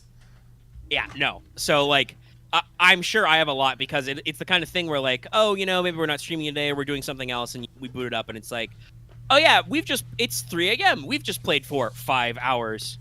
So it stacks up quick, because it's got, you know, a daily cycle, day-night stuff, and obviously you can play around with that with your zombie settings. Even without mods, this game has a fuck ton of flexibility, right, to its gameplay. You can really play this game how you want to play it. Yeah, you can modify the weather, you can modify how long the days are, you can modify how the root drops, you can modify your zombies. I actually think I need to make the zombies a little bit stronger. Yeah, maybe a little. Not too much, but just maybe like a little tougher. I don't know if I still don't know if I want them to be fast. I'm like, no fast zombies. No. Bad. No, I think the speed is fine. The fact that, like, as a survival tactic, if there's too many zombies, we can just fucking ball out of there is, like, that's decent. That should probably I still almost die a couple times when I open up a door and there's 5 zombies on the door and they're like, hi. I'm like, no! Yeah, and sometimes, I will say this, I've put a decent amount of hours in this game. Obviously, Lucky has put in more, Loth has put in more. The game is still early access. They do not bill it as a complete and polished experience. Some stuff is still a little janky. You guys have seen Lucky shuffling through menus a lot. Like, personally, I've noticed that sometimes the inventories can get a little jank. They get very finicky about where they want you to click on what. The actual way you do combat is a little weird. You have to, like, hold right-click to aim. Mm-hmm. But if you just right-click and if you accidentally let off too soon, that's a menu prompt, not an aim, which can get you killed. Or you have to, like, hold down a tab to enter aim mode. You can probably, like, switch up some keybinds, but the game is not intended for just draw a weapon, spam attack key to attack, right? Like Right. they want you to aim at zombies and hit them and do that kind of stuff. Well, they do a lot of realistic things. Like with guns, it's like you actually have to load your magazines. Insert magazine into gun. Sometimes you'll jam and you'll have to rack your magazine to unjam it. Honestly, I will say I think personally this means that while they have smaller capacity, just the way the game works, guns with internal mags are better because you don't have a. I realized like when I went on a shooting spree with a magazine pistol, while nominally that is better, right? I get more shots, more accuracy. 15 rounds in an M9 Beretta, which are very common in this game. I realized I have to tap the reload key twice. The first reload is to actually exit the empty mag, and then you got to do it again before it'll load the new one. Because if you hit it once and then you try to pull the trigger, you're still empty because you haven't put the new mag in. I think. Or alternatively, the zombies were too close and I didn't get to finish the animation, but I felt like I finished my little bar. Whereas if you got like a revolver or a shotgun that has an internal magazine and you hit R, you just manually feed new rounds in. Which is shorter, but means you'll be reloading more often because usually those magazines are smaller. But yeah, they do a lot of this stuff like aiming is a skill you can train, but even if you're good at it, like your aim gets shittier if you try and move and shoot, which is realistic. You usually want to stop and post up and draw down on zombies as they get closer. But yeah, like talking about like the variables, like we have a lot of zombie density in our game. Because if we didn't, it would be very easy for people who are experienced like Loth, or even I think like at this stage like yourself, to just be like, I'm just going to casually go to this one location and steal all the shit because there's not that many zombies there. Yeah, no, I've killed 1,200 zombies in this game so far. Yeah. Whereas I think the way it works now is for a multiplayer server much more palatable, where it's like, hey, do you guys want to go to the police station? We should all go. And like if all 4 of us go or 5 of us sometimes, not a huge deal, right? Right. Not that scary. Still a little concerning because sometimes bad stuff can happen and we can get, boxed in by guys and etc. And everybody has their own play styles. We will occasionally take the piss out of Axe because he has a very cautious play style. He does not like to go places alone. Will often hang back or go to areas where zombies are not and start looting things. We get bit in the neck a lot. And I get bit in the dick a lot. It's true. Like he doesn't say that a lot. We started the show. Oh no, it was yesterday. It was Let's Talk where you were getting bit in the dick randomly in the middle of the show. Yes. What is time and space? I don't know. Whereas Loth is still very quietly gung ho. Like he will just kind of go if he's going off on his own to do something, he'll just do it and like worry about it later. And like, so the multiplayer aspect is fun. I would probably do like the zombie density differently if I was to do a solo game, which I want to do sometime. I just haven't had time to do. I would want to make it, different for a solo approach as opposed to how I would run a multiplayer server. I think for the most part, we're pretty comfortable with how we handle multiplayer. Because usually we go about our own ways, fucking around home in our own lives. Lucky you have made probably the very smart decision to live by yourself. Yeah. In your own safe house and tell everybody to fuck off. I'm OCD, kind of. Yeah. And I totally understand that, like, I believe Axe is the one who said it first, or at least says it the most to me. I don't know if anybody else did it, but, like, the rest of us live in kind of what we call the frat house of doom. Because it's just, Actually, by default, because, like I said, Aaron has been absent a lot of this week from this server. Me, Loth, and Axe are just holed up in, like, a random suburban house, that we have crammed full of, like, extra cots, bunks, lots of extra bookshelves and shit. Lots of storage crates because we run out of space. Actually, I should probably go and check on and make sure your crops haven't died. That'd probably be nice. Loth likes those crops. And I don't think in the wheat. I don't think I can harvest them, but because it's you designated it as a safe house, but yes. I should be able to at least water them. I'll double check. Food. Oh, Aaron Aaron visited it. Okay. But yeah, like that kind of leads to that kind of fun where we can all, jam up and do stuff. Like, as usual with multiplayer games, I very often end up playing Team Mom. It's just like, hey, are you guys hungry? I'm gonna make some soup. Here, soup for everybody. You drink one quarter, I'll drink one quarter. What's that, Loth? You're super hungry, you drink a half.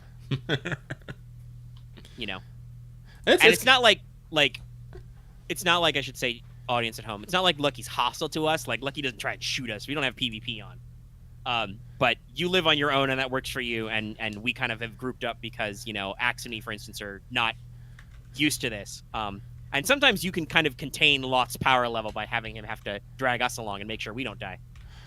No, I'm not against people like living with me. I have been trying to work on a next bedroom. It's just I have a very particular way I want to do things and where I put things. And I have seen the chaos of you guys trying to organize your guys' shit. Yes, we have a lot of shit. Like, honestly, like, if I bunked up with you, I would just be like, I don't touch anything. I would ask, Lucky, where do we put the guns? And you would tell me which crate guns go in, and I would put guns in that crate. Yeah. Like, I can self-organize, but I am also perfectly comfortable being like, hey, where do we keep X? And I know that, like, sometimes I have had complaints. Like, when I first joined this new server, I got there, Loth just put a whole bunch of non-kitchen stuff in a kitchen cabinet next to the stove, and I'm just like, Aaron, I go sleep now. And we did eventually move all non-kitchen stuff there because, as you said earlier, we do have a little bit of a food surplus issue where we have a fuck ton of it. So we eventually needed a new place to put more canned food. Oh, honestly, this is the entire reason why I have just built a fucking extra shed so I can just... Actually, let me show it real quick. Yeah, show some stuff. Because you're building. That's a subsystem I haven't personally gotten very deep into. No, like I found a neighborhood I logged. This is the upper middle class neighborhood. I literally stole half my neighbor's yard so I can put in my put in my fields, and then over here I built a shed so I can store more stuff because I have like that's 72 of a packed fucking alcohol and drinks right there. 72 out of 78. Like I'm probably gonna be using these other 2 crates over here just for like canned goods I find and stuff. Just making a stockpile. But yeah. And obviously, like, some of this is just because you do have it set so certain stuff expires, but we do have access to fridges and stuff. Mm-hmm. But, like, a decent number of work is non-perishable for a reason, because otherwise you die, Like, the game, like you said, the game has so many customizations. It is set up so that you can play with stuff. If you have, like, a high rate of stuff perishing in fridges, or... I believe at some point the power goes out. Yeah, I think it's like that's at the 3 mark. We're at month 1.5 at the moment. Yeah, so like eventually power goes out and you either need generators or you just have to deal with no electricity, so like your fridge will eventually die. So obviously like growing your own crops and harvesting canned goods is good so that you can live through those parts, but some people might never live a character long enough to see those bits, or you might, play around so some of that stuff happens sooner or later, so the core mechanics have to let you do a lot of stuff, and I think that's why the game is so fun. Mm-hmm. It has very flexible mechanics. Like I said, there are some subsystems I haven't fucked with at all yet. For instance, I have yet to drive a car in this game because while we have loads of cars, I know that usually I don't need to get in a car to explore stuff that is on footable. And like when we're going someplace, it's much easier to just be like, you know what you're doing, you know where we're going, you drive the car. Yeah. Oh, let's see here. But yeah, you've built yourself a tidy little empire. You've got your little shed. You've got your fort points. Yep, I'm building a wall. I'm gonna be building a garage and machine shop on the other side. Like I've actually I didn't finish putting out the gravel over here. Just working on things. It's like I enjoy it because it like I've always been a huge. I'll just throw this in the back of the truck and go running for a bit. I've always been a huge fan of zombie survival games. Especially when you get into the crafty survival kind like this. Yeah, survival horror really flowed very well into crafting survival. Shall we say? Like, I don't know if you would call that genre just survival or what, but there is definitely a craft 'em up survival genre that like Minecraft kind of really put forward into the general oeuvre. But there are lots of games that do that, and that just flowed so well into established survival horror tropes. Yeah, because like I said, there's a day and night cycle. Like you have to track your health. Like you actually have to track not like super track, but oh man, I'm down to 76, but you have to eat enough to keep your weight up, because if you go your weight too low, you get weaker. Yeah, you at one point mentioned that you had heard that the developers were strongly inspired by The Sims. Yep. Definitely, I think this kind of like isometric house view definitely screams a lot of The Sims.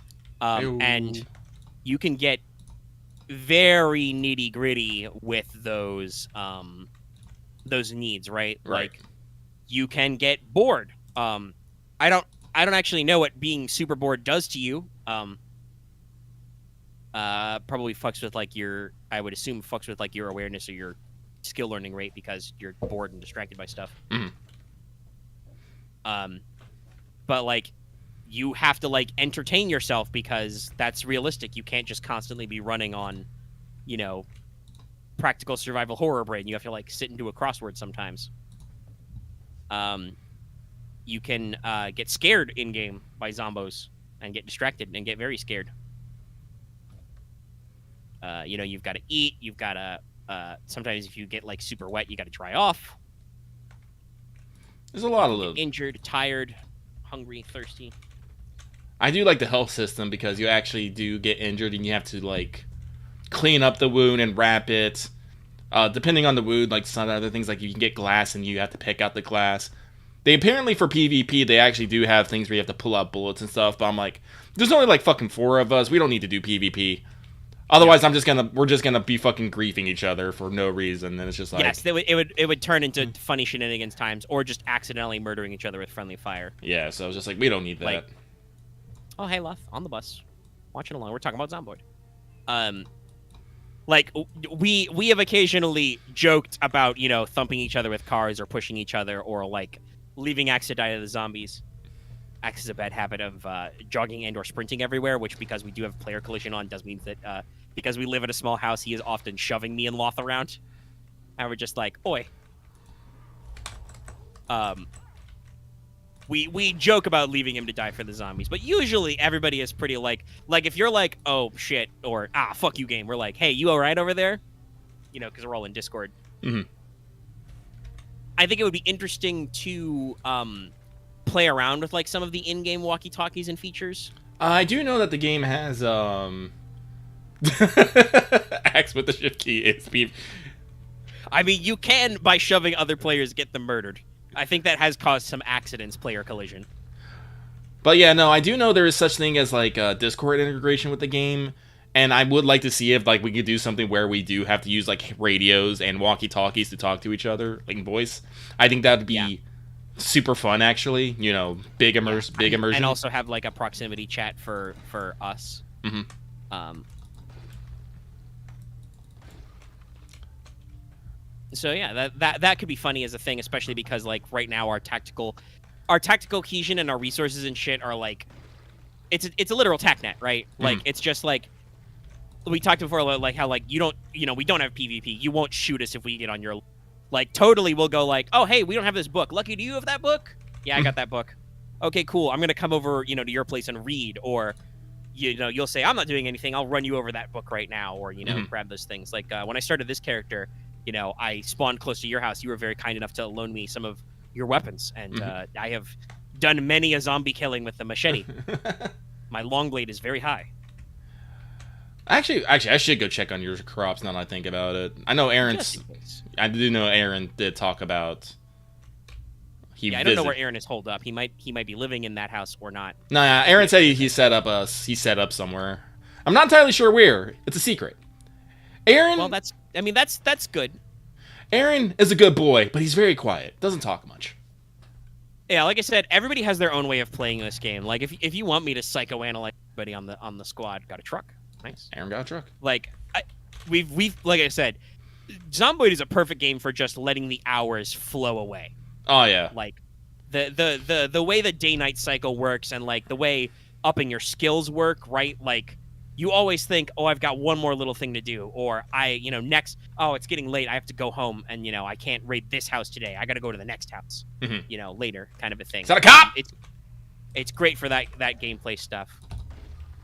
And like we said, even with it While there are Die. some things that there are a little abundance of some resources, you are always in need of resources. Like, right, like you'll, Take that, you'll tear a piece of clothing and need to patch it or replace it. Bonk. And you can get injured just doing dumb stuff, which I love. Like, yeah, no, I actually injured myself on my latest 2 injuries here. I got because I went through my fucking wood wall wrong and I cut myself up. I was like, God damn. Yeah, no, like, or like if you're while your skills are low, you can occasionally, if you're jogging or sprinting, just eat shit on a fence. All right, here's the frat house of doom. Loth is working very hard on it, but let's check on your crops. Yeah, and you'll notice we got a couple of nearby neighbors to fuck around with stuff. We got walls. Oop, yep, wrong cabbages. Let's see here. Oh, your wheat's doing okay mostly, but nope, your strawberry, it dead. Ah, shit. Well, we got some spare seeds. You see, this is why I couldn't live with this. All these twigs and sticks on the ground, I'd be like, I hate this. Is there Excuse you? What are you doing here? Is there just a man chilling in our backyard?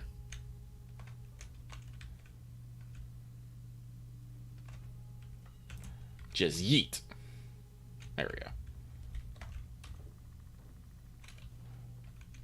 It's one way to get over the wall. But yeah, actually, wasn't there a fucking middle row here? Yeah, Loth is saying that some stuff did despawn. Yeah, this is partly my fault. This is a multiplayer server, so if people aren't here to multiplayer it, stuff will happen. But I like this server, so I keep playing on it. Yeah, we're having fun. You're opening it up. You're playing it out. Like I said, like Aaron just casually joined right now. I do shout out a lot when I'm playing, but yeah, Love is busy this weekend. That's why he's not here. Yeah. Sadly, I don't know jack shit about farming in this game, so I probably cannot repair the crops myself. But yeah, like you said, there's a lot of stuff. It's fun to live with people, but it's also fun to like find your own home bases and kind of squirrel away and stuff. It's like I said, literally, it's like you cross one empty lot from Lucky's backyard to get to our backyard. Loth is Cobalt is at his Pathfinder game. Yeah. Well, shout out to him having an in-person game. He said he's on the bus. But yeah, so it's a fun game.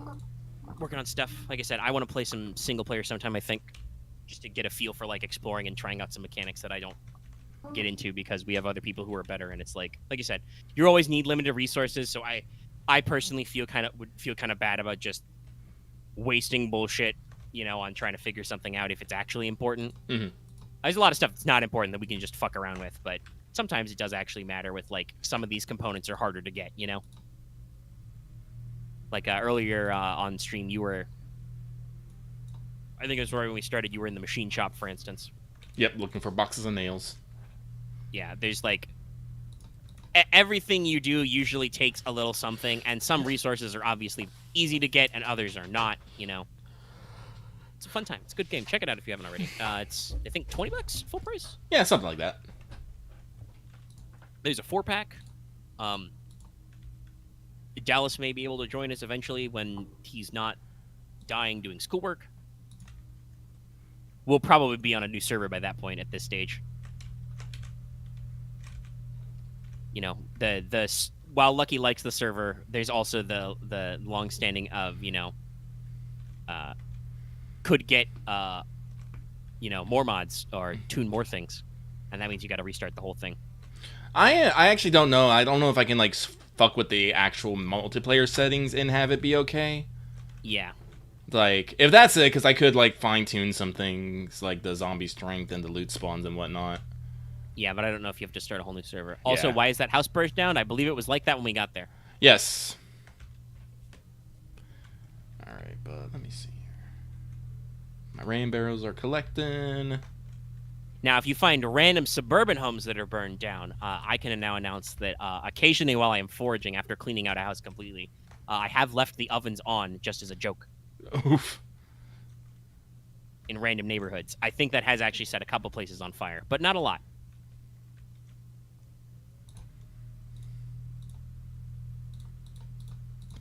But a lot of those neighborhoods are full of a fuck ton of zombies, so who cares? Who cares? And yes, that is a thing. If you leave ovens on, they can catch fire. Shit in them can catch fire. Crazy. Funny stuff happening.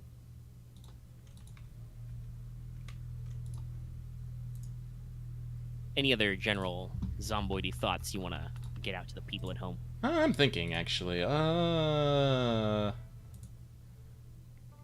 was talking about this. There is a lot of mods here in this game. That's a lot when I restarts because you don't actually have to have the mod on your side to have it. If you do it multiplayer mods, when you load up the server, they'll install the mods for you. And I always thought that's like pretty neat. But I do like just to go digging through the mods just to find the little things. I found a lot just to make things like the game a little bit easier. A lot of ways so you can carry more shit or things don't weigh as much. Because this is a game of limits. You can only carry so much shit, and then some of the stuff you look at, you're just like, I should be able to carry more of this. Why can't I not? So I have done like a few of that, but sometimes things are just funny. At one point, I had a Dakimakura mod going on here. The only problem is it completely boggled the crafting menu because you can do weird things like craft it into armor, or craft it into weapons. Yes, that is correct, Law. So like I removed that, but then I like added some things so that you can do more with metalworking and all that stuff. And so yeah, I'll probably at some point go look at more mods and be like, I want that in this game. Yeah, because like I said, the game is not considered to be finished. The devs are not like done with developing this and figuring shit out. You know, it's one of those games that is almost like in the eternal beta, for better and worse. And like some of the base game stuff, like I said, we found kind of irritating, like the way that it's sometimes hard to get some of your essential skills up. Yeah, no, The game actually has a really I think the way this game handles leveling skills is quite robust. It's usually, I would say, Skyrim style, basically. Like, yeah, when you do stuff related to that skill, your skill goes up until you hit new levels. You can boost your EXP gain by reading books about that thing. That doesn't give you free EXP, but it makes you level faster. Yes. Picking your certain starting traits and stuff will give you some starting skills, so you can start with some stuff to get out there. The only thing that outright raises your skill is TV programs, which air at certain times during your first week or so of the server of the gameplay. And then after that, you can find tapes of them in video stores and stuff and watch them back. And those give you a shitload of free EXP based on your multipliers, but are kind of like one and done deal. You know, you can watch it at best once on live TV and then one more time out of a videotape. And if you miss TV because you had to die and respawn or something, then it's just the one time on the tape, right? Right. But we were talking about earlier, you were talking about some stuff that is mod. The VHS tapes was the thing they added later, which makes sense. But like some skills don't have TV programs, so you just have to get good at them, right? Oh yeah, well that's one of the reasons, like, you know, talking about variables, I made it so that, you know, everyone levels up their skills a little bit faster and they can read books also a bit faster, so, you know, yeah, you can just keep going because you got shit to do. You can't just sit all day and read. You got to go find food. You got to stop zombies. I think I am going to make the zombies more willing to wander because we've cleared out a lot of the zombies in this neighborhood, and now just they really don't show up. You go outside the neighborhood, they're fucking everywhere, but here they're just like, nah, we cool, fam. Yeah, it's kind of the state I think our current settings gravitate towards is like you start with a fuck ton of zombies in the area, but they don't really move. So like you can establish your safe house once your neighborhood is cleared. They don't really show up after a while. You get one or two in the area, but and I will also say you have another advantage. Loft is not constantly driving cars right now in your driveway, which is honestly why I suspect a lot of we keep finding 2 zombies in our driveway every morning for a while there. But, like, yeah, once you get them cleared out, and that makes, like, tackling new neighborhoods a chore, a thing you got to take carefully. But once you've cleared the neighborhoods, then you're like, okay, cool, now we can actually, you know, get to business and actually scavenge. And then once you've scavenged all the stuff, you got to move on to the next area. There's a lot of, like, it's a really good, you know, post-APOC Zambo Slambo simulator. A fun game. It is fun. I will be playing more of it.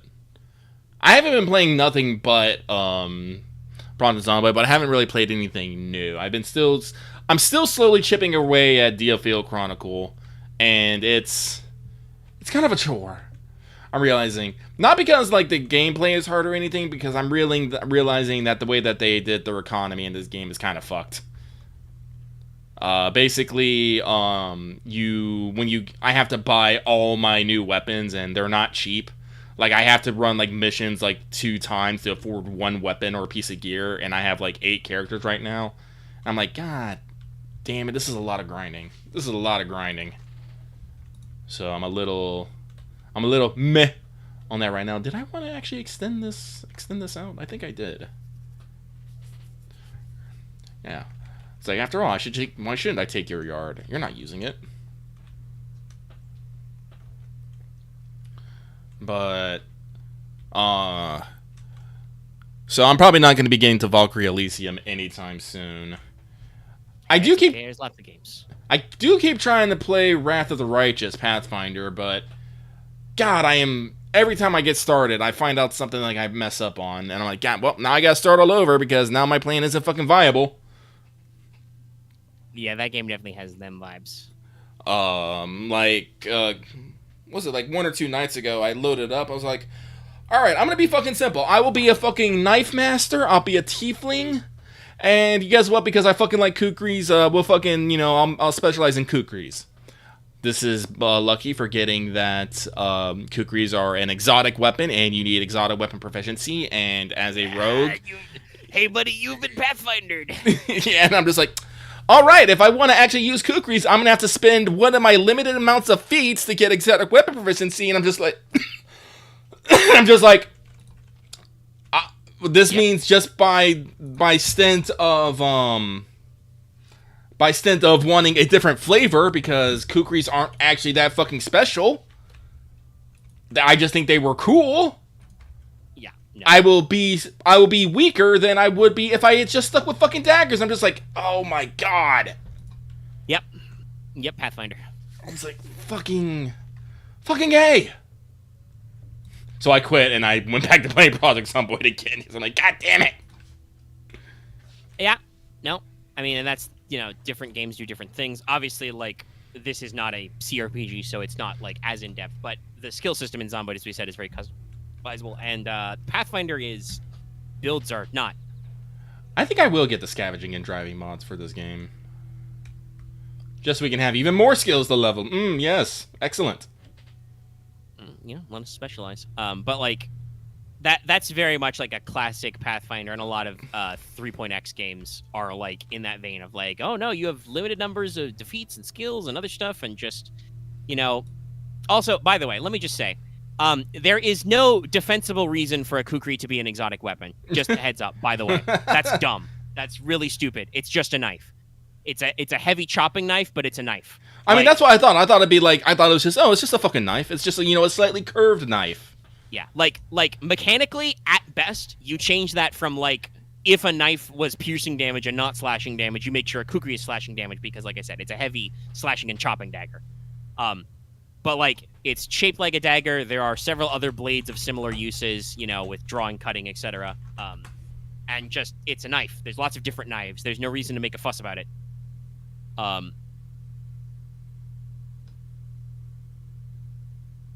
Yeah, that's also another thing, is they probably should do a character, but like I know that some versions do that were different. Different like there is a cultural backgrounds get free shit. Yeah, I know, but I didn't think about it at the time, and I think I did a quick scan of it. I don't think anything gave me free, weapon proficiency kukri. So I was just like, ah.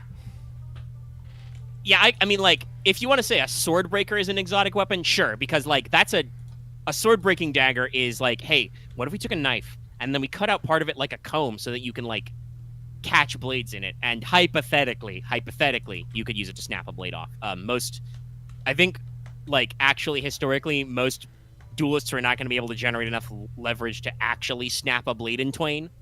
But you can sure fuck up somebody's edge and, like, you can possibly disarm them just by being like, oh, hey, you weren't expecting me to apply leverage. Bye. But yeah, no, Kukri stuff is just like, that's dumb. It's just a big hacky dagger. And honestly, like, overly simulationist RPGs run into that problem, right? Where, like, oh, well, because it's a heavy chopping dagger, that's a different damage and a different action as opposed to, a normal dagger is like a multi-bladed, like, whatever. It's a simple triangle blade.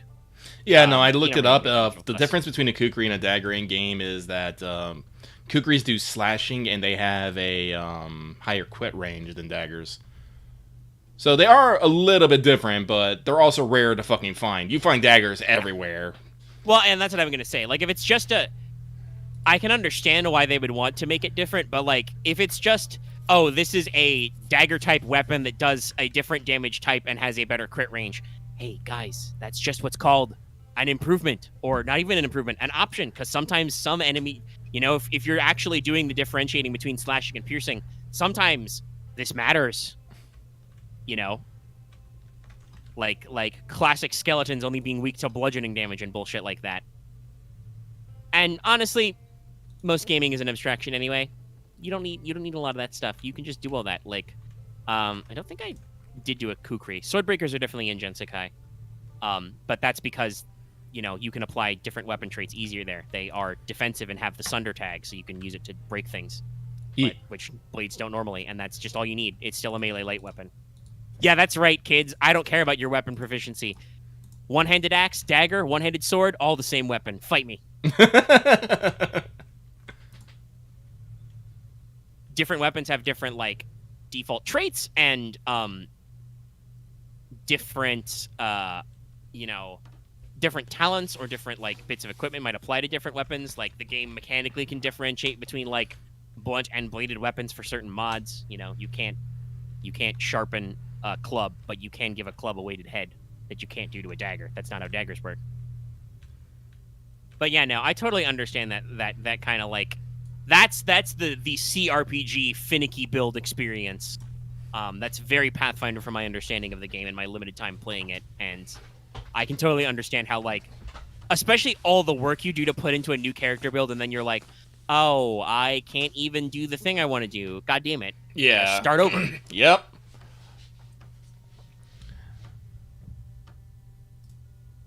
Like, this is the thing, like, that's the thing about, like, when I get into my RPGs. If I'm not being an established character, it's like, I kind of want to actually have the freedom to do what I want and actually have it fucking be viable. Like, Cyberpunk is pretty okay about this. You can pick up whatever you want to almost, like, you need to be a little bit of speccing into what you want to do, but from the outset, you can just be whatever. Do you want to spec in shotguns? Easy. And it's completely viable. Can you go through the game using your shotgun to solve every single one of your problems? Why, yes. Yes, you can. Will everyone be happy that you did? Not entirely, no. But, live with the choices you've made. You can, just go pistols. You can just go blades. You can just go assault rifles. Do you want to just use throwing knives and just plug everyone in the head and watch them be poisoned to death? You can do that too. Like, do you just want to hack the fucking world? It's just like, and basically every path you take is, there is a viable way to get you through the problems you have. But here I am at fucking Wrath of the Righteous, and I'm just like, alright, if I don't fucking pick this feat here, that feat there, this one here, make sure to pick up this rogue talent here and there, I am not going to be able to do enough damage to actually, kill the big bad. Sorry, I leaned away. Just realized I need to do some vacuuming. But yeah, no, like, definitely, actually, in fact, while I'm editing audio, I may take a vacuum to this floor. Noticing we're getting close to some dust bunny territory in some corners. Oh no. But yeah, like, that's definitely, like, a different thing. Like, I mean, I will say, I do think the thing about having all of these many, many options in games, like, the Pathfinder Wrath of the Righteous, from what I understand of, like, all the different options you have, there are probably indeed many, many vectors to success. There are probably loads and loads of viable builds for all kinds of classes and combinations and stuff. The problem is that there are also non-viable builds, and I'm sure that there are like band-aids you can do over it. Like, I'm gonna guess the game is probably not meant to be unwinnable at a lot of points, but you will still definitely like the underlying mechanics still exist so that you can see this and go, ah, shit, I did a non-optimal, no. Like, and you just gotta deal with it. Mm-hmm. And like, some people are not gonna be okay with that. And you know, different systems have different rules for different players for reasons. Mm-hmm. Not every game should be D&D. Hell, not even D&D wants to be D&D anymore. I'm trying to do different stuff. So with that, is there anything else I'm really playing right now? I'm still hovering in Yakuza 2, but I accidentally forgot to save, so I'm back like 2 hours, and nothing kills your experience like losing 2 hours of your life or something like that. Yeah. Let me see here. Is this the right one? I think so. So in that case, let me speak about some stuff I have been playing, because I've been playing a new game. So we missed the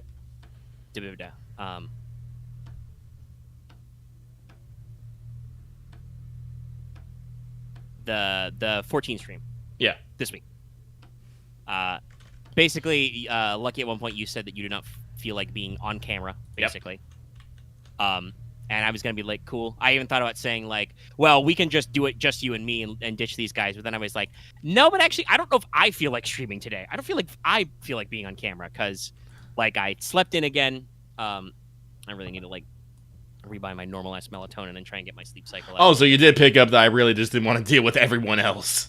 Yeah, no. Like I said, what you said, that like the way you phrased it when people were talking, it was like, okay, you don't feel like being in a public voice setting with lots of people right now. Yeah. I totally understand that. Sometimes I don't feel like that. So I was thinking that like I could be like, well, if you want to just, if you want to make it just you and me for like the classic limited experience, you can do that. But then I was like, but also I don't know if I want to stream. Like, obviously there's lots of cool stuff to get to in 14. I've just become a Dragoon. We're probably going to work on fighting.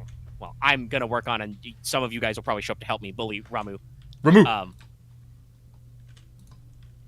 Long running gag in a lot of our conversations. But I just, like I said, I slept in, and I was just having a really weird day of like being creatively very jazzed. Like I went into a fugue state and like wrote a lot of concepts and background stuff for Singularity War. Just, I was just really juiced up. I think I mentioned this somewhere in some of our conversations about that. I've been watching a documentary YouTube video series or documentation series about the history of Cyberpunk, like just different media that have like where it started, where it came from, and like in the middle, I'm right now in the middle of like the 90s. Mm-hmm.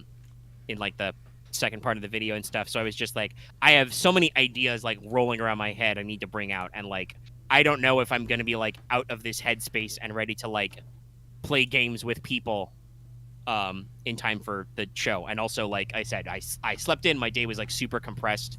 I ate dinner at like 8 p.m. and then decided to jump in the Zomboid server. So like, yeah, I was just all over the place.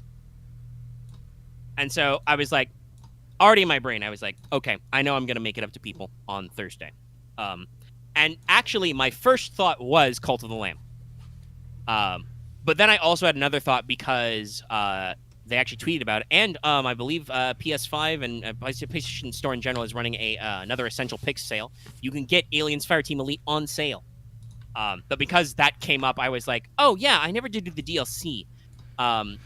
I could probably also do that if people are interested and, get lucky in on that action as well, maybe. Yeah. Because I'm sure you haven't played the Pathogen DLC yet either. No. Yeah. And that includes, like, not only new content and stuff, but, like, a whole new campaign to do. It's an actual, like, paid DLC, not just their free packs they do. Sick. May end up doing that for Monday, still don't know. We may also just actually stream Zomboid multiplayer. I think that could be fun, and we've been talking about it a lot, so that's probably our primo, but we'll see. Because, like I said, I did a flash poll because I was split to see what the audience wanted, and it was very close. And at the beginning of the Thursday stream, I kind of talk about how like different people did different things on different areas because I ran it on like Discord, YouTube, and on Twitter and stuff, and got different respondents and volume places. Yeah. Oh, I mean, I totaled up all the votes, and I said this on stream, but I don't know if you actually watched the Cult of the Lamb stream yet, X. Cult of the Lamb won by like 1 vote. So, like I said, like I get that y'all are keen for that aliens content, so I'm still down to clown with that sometime. We'll figure it out. Like I said, because I listen when I run these polls, and I get your feedback, y'all. Hold on, I'm gonna refresh my tab that's got the Creator Studio and stuff, because like YouTube is not full-blown freaking out, but there's a little bit of freak out. Our concurrent viewer numbers aren't matching up, and sometimes I'm seeing the no data blip. Really? Yeah, but I'm not. People aren't talking about like getting any buffering or anything, so I think YouTube just might be weird. Okay, there we go. I refreshed the page. We're resynced. 10 viewers and 10 viewers currently. That number has been a little up and down, but like I said, I've been getting some mismatches. But yeah, so one, I highly encourage you to check out the stream to actually see my gameplay and talk about it. It didn't do super great in views, but I can understand why it was. So obviously, some of you didn't vote for it, and I will say I don't think it's the greatest stream game. Like, I'm after a little bit of play, Lucky, you were freed up for some stuff, and I got you to join in and stuff, but it was still pretty laid back. Yeah, I was pretty low energy. I'm not gonna lie. No, and honestly, the game doesn't call for you to be very high energy. There's not a lot to talk about most of the time, other than like. You can kind of like maybe get some, classic streamer man yelling about some of the crusade segments, the dungeon crawling, basically. Mm-hmm. But yeah, so played Cult of the Lamb for the first time, bought it down there. As always, I'd love to see, make sure to show your support on Patreon, on our YouTube memberships, super chats, super thanks, whatever. YouTube still wants done, so you need to remember super thanks are a thing. I see that alert up there, talking about the story of how it came to be and whatnot. But check out the stream, because I think it shows a lot of the gameplay, and we do have some fun there, but it is lower energy. You might want to like watch not watch something else, but like do something else while you're watching it. Mm-hmm. But yeah, I do absolutely love this game though. Like immediately, like was like, oh yeah, I can vibe to this. I played it for several hours after. I played a lot last night. And you want to talk about a game that kind of casually kills hours? Cult of the Lamb definitely has some of that. I don't think it's as in-depth as Zomboid, but it does have like a day-night cycle, and your resources will both grow and decay over time. Yes. You got to watch up, like, your cult, your followers need feeding. Sometimes they get sick, and you got to, like, take care of them. Sometimes they get tired, and you have to assign them to rest. Because, like, sometimes these crazy motherfuckers will just work even though they're tired, You got to be like, no, bed rest. You have certain things that have cooldowns or are timed daily, like you can only do your sermon mechanic once per day. So like it's just really easy to be like, oh, well, I really want this building upgrade for the cult, but I don't have enough faith today. Oh, it's nighttime. Everybody's gonna go to sleep. Maybe I should just chill and do some minor stuff around town until they all wake up, and then we can get started. Shit like that. It's got that great, just 1 more hour play. Mm-hmm. And in fact, I will, because I haven't played any today because I've been working on other stuff, which I can talk a little bit later. But basically, you haven't heard because the recording hasn't gone live because, like I said, Lecky and I have both been busy playing new video games or old video games. So the last episode of our Sprawl Cycle will probably go up live tomorrow for everybody. But I talked to the guys after that, and we decided to switch back to Gensakai for some more playtest stuff. And I have been making sure that I am caught up with the playtesting mats. And I am pretty sure that I am. I outlined that I have like 3 smaller jobs. They probably won't pay as much as the first couple of quests you did, but will be a little more self-contained. And I am hopeful that, like, hypothetically, if you guys, get your game face on, you might actually knock out 2 things in one session. Oh. Or not. You might just shop the whole time. Who knows? I don't really care. It's just I wanted to make sure we got the content. And I'm pretty sure I got all the stuff for you to do. So we're good for Sunday.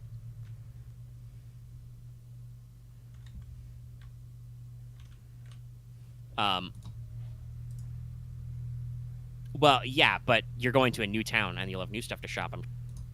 I know Lucky has some stuff he wants to pick up. Oh, I should probably get him holy robes. Do I actually have enough for that? I'll have to double check. I mean, if you don't have them right now, you might after doing some jobs. I don't know. Yeah. I try to make sure you guys are paid cash and have pickups and stuff as well. But yeah, I like to not do that day of, so I made sure earlier today I got that rented out. And by the time I was done with that, I was like, it's pretty close to stream time. I'll just chill. I'll eat some dinner and go about my business. And so I want to probably go back to playing some more Cult of the Lamb after this. So if you guys don't know, even though you probably do, because like while I say that it's not. I don't think it's the best game for streaming all the time. I think certain streamers will probably have a lot of fun with it. Mm-hmm. And I think there is actually like some Twitch integration tools. I played mine on the PS5 version, so I don't know about all that. I streamed it to YouTube, but the game is not really a god game, but it's definitely like a what would we call it? A city builder kind of a thing? Probably. Like it has cult simulation vibes. I mean, I guess the way to put it, there are two distinct gameplay fields. In one part of gameplay, it is a very classic hack and slash adventure game with some roguelite elements. You have very limited health. I am actually quite far in the game. I have defeated 3 of the 4 bishops. Oh. And I have I don't remember what mechanic it is, but the sermon mechanic where you get more of that stuff. I have completely maxed out that tree. Oh, wow. So like by default, you only have like I think 4 hearts is the maximum you can start with. Mm-hmm. I've only gotten up to like 6 fervor, so 6 shots of my curses and stuff. And you get like randomized weapons and magic attacks. There's this tarot mechanic for randomized buffs you can get. Sometimes you'll find a guy who will give you optional challenges. There is a mechanic you can buy where once per run you can sacrifice a follower to come back to life. And the number of hearts you get back is tied to what level that cultist is. So you got to pick. Do you want to sacrifice your very loyal boys or what? And so, yeah, like classic adventuring stuff, you go through a procedurally generated series of rooms. You get rewards after every room. You kill guys. You pick up randomized stuff, You go through different routes to get to the boss. You clear the boss. You get to go home. If you've already defeated the story boss for that segment, you unlock basically an endless mode. You can keep going to do more runs at once. I don't like to make my runs too long because if they take too long, then your cultist will start to degrade, right? Like they need to eat. And there's only so much automation you can do. Like you can upgrade the farming station so that they will farm and store food, like crops for you, but you still have to cook it yourself. So, you kind of have to balance gameplay there. And then otherwise you go to your following, your cult settlement. There you have to like build things on a grid map, which Lucky pointed out has a fairly unique style where it's offset. So it's a diamond-shaped square grid. Yes. Everything is like oriented on that axis, which is pretty interesting. And it's not like full-blown The Sims type stuff. Like it's a lot narrower than, say, for example, Project Zomboid that you see on screen right now. But, your followers will get tired. They will get hungry. Sometimes they will get sick. They have to have somewhere to shit. So you got to build them outhouses to shit in. Otherwise they just shit in the corner, which can make other people sick. But you can, turn that into fertilizer so you can, fertilize your crops so they grow faster kind of a stuff. You can, have them do crafting tasks, to mine basic resources for you or refine, higher level resources for you. You can eventually get a method to send them out on missions. You literally build the missionary. That is something I have built, and basically they take a couple days, but they will go out and recover resources for you. If you upgrade the missionary, these can be very advanced resources, not just food and basic shit, but like straight up, I sent out a guy to find an extra follower, and he came back and he was like, "Yo, dog, found a follower for you." So like you can grow your recruitment that way. There's the demon summoning circle, so you can temporarily turn a follower into a demon who does like special things for you. Maybe they, collect fervor for you. Maybe they give you bonus fervor. Maybe they shoot a little projectile every so many seconds at enemies. And so that means that those followers aren't in your camp doing stuff. But as you upgrade that, you can get access to like up to 3 of them at a time, I think. So like there's incentives for like building bigger followings and stuff. And there's a lot to upgrade. There's a very extensive tree. Like I haven't actually like the divine inspiration, all the craftables you can build, I am nowhere near done with that tree. Like I think I still have maybe a dozen different things to unlock. Like I am the highest level you can get your cult to, cult level 4, but I have so much shit I can still do. Of like upgrading different buildings would get you more, you know. So there's quite a lot there. You can totally struggle with your basic mechanics. Like there are times when I was like, "Fuck, I'm out of wood." I have like at various points had to go hardcore farm wood or basic rocks. And there's some stuff to alleviate. Like I was struggling with coins for a little bit because coins are important, because to make gold bars you need to refine coins in addition to using them as currency. But there is a ritual you can unlock where your followers will give you a fuck ton of money. Literally hundreds of coins, almost 1,000, I think is what I'm up to if I do that ritual. But it costs you a little bit of faith, and you got a cooldown. So you got to keep that in mind. And honestly, like I said, I'm pretty sure the $25 price point it is normally, and it might be on sale on some platforms. Keep an eye out for that. But the normal $25 price point is pretty good. It seems like a single weekend game. Like, if you just have a weekend and you're clear, you can beat it all. Like I said, I'm through 3 out of 4 bosses. I am like completely leveled certain stats. I am, done with quite a few side quests. They have said they are committed to some ongoing content, so I would not be surprised given that I think this game has done well. Let me check its Metacritic. Eat it straight from the oven. Yep, 82. Well received. Critic reviews, there is 1 negative review, 78 positive, 8 mixed. That is a similar ratio for like user reviews as well.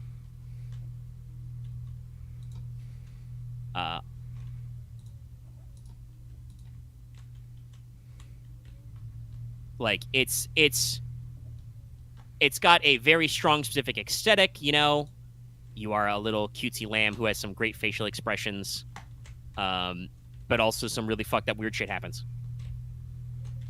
Because you work for the one who waits below. And I'm sure that I will have to fight them as the 5th boss. Probably. Or something like that. It's gonna get weird. We've been building up to certain vibes. But like, it's definitely a weekend game. I'm hopeful they will add some stuff. There is technically the quote-unquote cultist edition. There is like an extra DLC you can buy or buy outright. It's just cosmetics currently, but you can add a little more to the price, and I'm hopeful that maybe they come with both some free updates and stuff.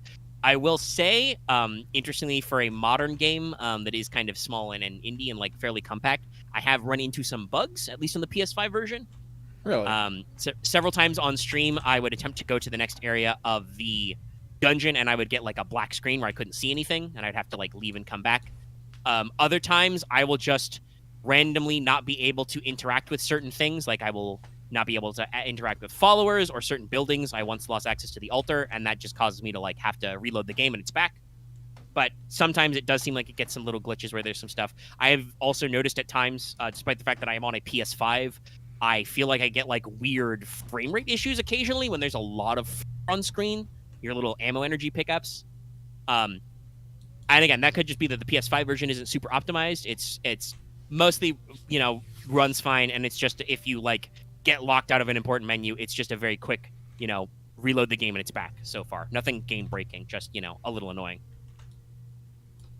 But like I said, I want to let people know I have spotted a couple of minor bugs.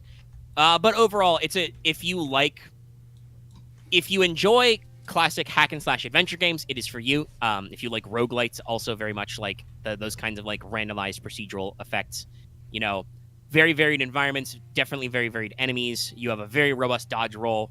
You've got a wide variety of fun different weapons and what they call curses, your little ranged magic attack you can pick up. Some of them I don't like. Like I think gauntlets are kind of meh. But like all kinds of fun stuff, depending on how beat up I am going to areas that I found like a hammer weapon that spawns sometimes. It's pretty cool. It's like very slow, but has an automatic melee AoE.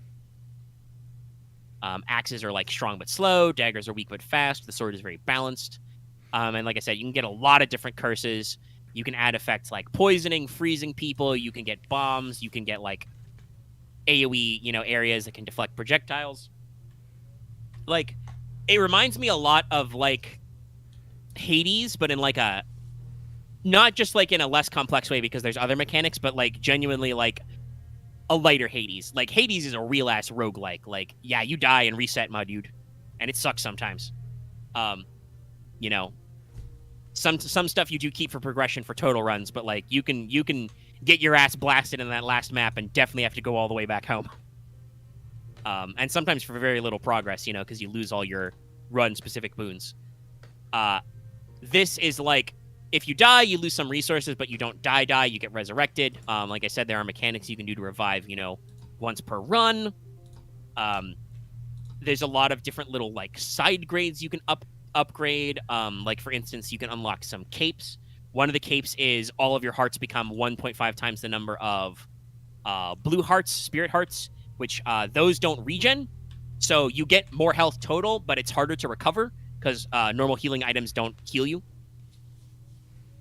I tried that for a couple runs and decided I didn't like that. But, like, lots of little challenges if you're bigger about, like, the heavier hitting challenge stuff. And then if you like, village management, cult simulating or just any kind of group simulating type games, those mechanics are pretty robust. You have a lot of options. Every time you level up from your sermons, you level up your crown with the tablets, which you get a fuck ton of, by the way, way more than you need to level all of them. So not that hard. But every time you do that, you have 5 basically areas you can advance, 5 doctrines, which each have 2 choices. I assume the choices are the same every time. We'll see if I do a second run of the game. But they have different strategic needs. I've tried to pick stuff that both I like, but also makes sense for where I'm like running into issues with gameplay. But you could totally do this in like a pure roleplay run and do like, I want to make the shittiest cult ever. We are pro cannibalism, pro sacrifice, pro brainwashing. Because that's a ritual you can unlock. You talk to the Mushroom Man, and if you do his long quest line, he teaches you a ritual to use mushrooms to get all your followers high, and that locks your faith for like 3 days. But afterwards, they might be sick. So an interesting like emergency button to like try and not get in there.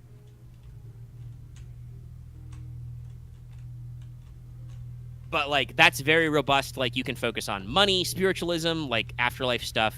You can focus on disciplining people or not disciplining them. Like I picked a buff where we get a slight faith tick every morning that starts with nobody in prison.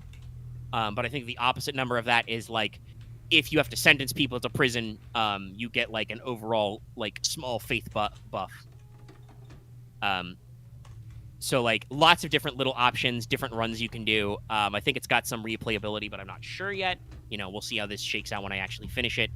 Overall, just like I said, it's a cute little indie game. It's got some very fun basic mechanics. If you're into those kinds of games, watch some gameplay, check some stuff out. Like I didn't realize how robust the hack and slashy adventure parts were. I didn't. I don't remember seeing a lot about that. So I was like, huh. Yeah, like it's still in some of the trailers and some of the mentions, like getting your followers out in the world. But I do feel like they did not focus on that because that's not super unique, but it is very fun, right? Right. Like it's not breaking a lot of that segment of the game is not breaking a lot of ground, but it's still a good core gameplay piece. So, like I said, watch some gameplay footage, check it out, see some stuff. Like I said, I streamed for like 3 hours of it. You can see me do the basic game and stuff, work through some bosses and things. Check it out.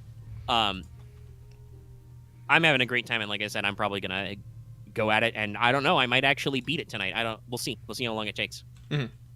There is definitely a little bit of curve when you get to a new area. You gotta work on getting used to the new types of enemies and stuff. But yeah, fun times.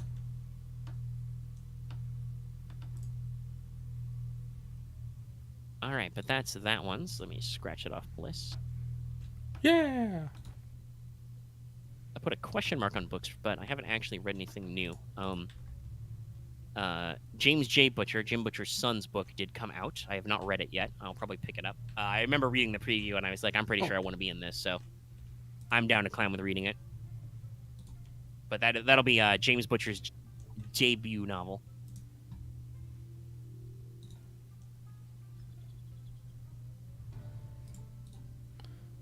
Farming level up. Now I gotta go read a book before I get the rest of these. Pursuits of knowledge. The fuck? What? Sorry, I'm just like legendary posted something in games, and I'm like, what evil is this?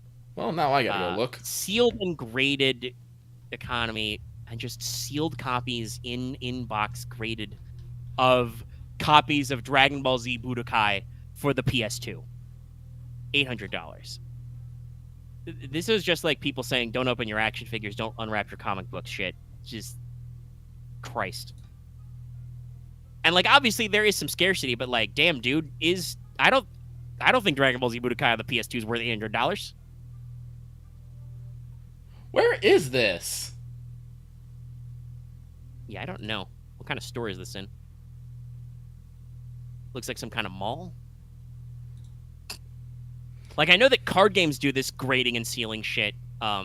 Very big in Pokemon, a little bit in Yu-Gi-Oh, but mostly cards are expensive because we want to play them. Just buy a fucking open copy. It'll probably work just fucking fine. You'll pay like $10 for it.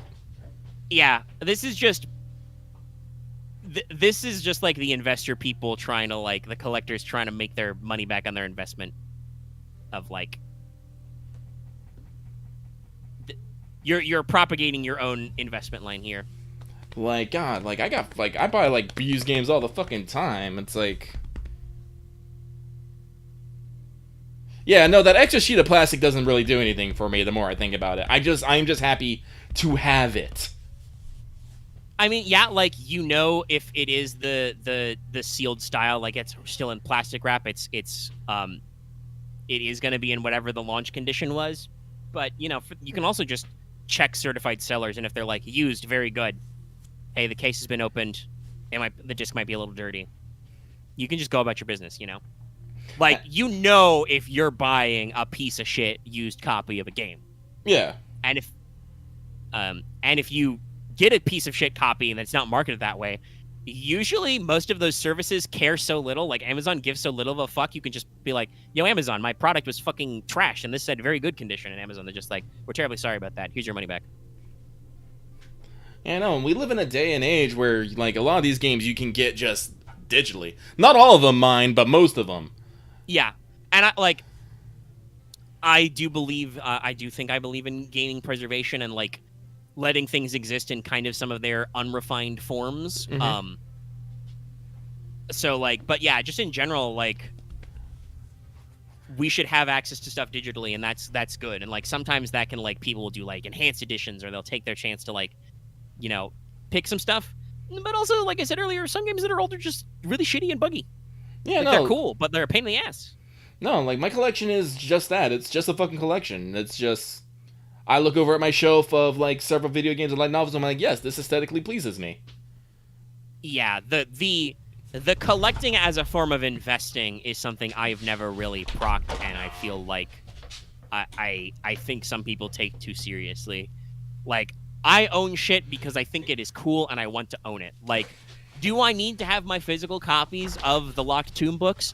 No, but like I said, I started digitally reading Gideon, and I was like, this book series slaps. I am going to physically order all these books. This sparks joy. I like them. Yeah, it sparks joy. You know, same with all of the L5R novels I know, full size, because I bought the novellas when they were small and they were cheap, and they weren't available digitally for a while. Because Fantasy Flight and Edge Games have a very complex relationship with the digital marketplace that they're starting to fix a little. But, like, then they were like, they jumped up to full-blown novel imprints, and I'm like, yeah, sure, sign me the fuck up. You know, and I've got other shit up there that I've bought, you know, physically, just because I'm like, I like this stuff, I want them. And sometimes getting stuff digital is a pain in the butt. But I would still prefer if digital records of these things exist, you know? Mm-hmm. All right. But I was speaking about, when I mentioned the card thing, that did remind me. I've been talking about some other, you know, other random fun stuff to spice up content. I remember a joke I made on Fail Portrayal this week. Go watch it. There's a big thing going around in a lot of card gaming things about showing cards to people who don't know anything about that card game and seeing if they are good. We joked about doing a Yu-Gi-Oh card one with you, Lucky. You don't really know a lot about the game, but even though you've owned some cards and, like, probably vaguely remember some of the anime stuff or some of the original card game rules from when you were a small child. This would also, speaking of, like, this would be like one-on-one with just you and me, I think. Mm-hmm. No need to include the brain trust in this. That would probably melt us all. But yeah, if you're down to clown for, like, me showing you Yu-Gi-Oh cards and you guess if they're good or bad, or if you can just understand what the fuck they do, that could be a funny, like, bonus stream or other video content sometime. that is very popular these days, and people make them. We can chase trends. We know what's up. That's a lie. I don't actually know what's up. My opinions of like what content I like and want more of is sometimes feels like it is not part of the general oeuvre. Sometimes it's why you got to get out there and make your own content. Yeah, no, I'd be down to clown with that. Especially if we don't have the fucking brain trust. Yeah. I don't mean to be mean to these guys, but like, I think I can only handle a couple of those guys on a regular long basis. And unfortunately, two of them just, no, I can't do it. Yeah. And I run the brain trust, but like the amount of yelling and cat herding I have to do sometimes on streams or when we all had our scheduling fixed so we could do the Prague tournament regularly. It's a thing. I think it's been for a past couple, for instance, like also because I know that Discord hates his guts sometimes, but like Martha's joined us only in the live stream chat of Fail Betrayal for a couple of them rather than jump in VC and us yell in circles because sometimes we do be cat herding. Mm-hmm. And I have to shake people out of stuff. Ugh. But yeah, okay, I will maybe work on some graphic packages for this if I don't forget, and we can throw that out sometime. Cool. Okay. Let me see. Anything else in my notes to jump on? Not really.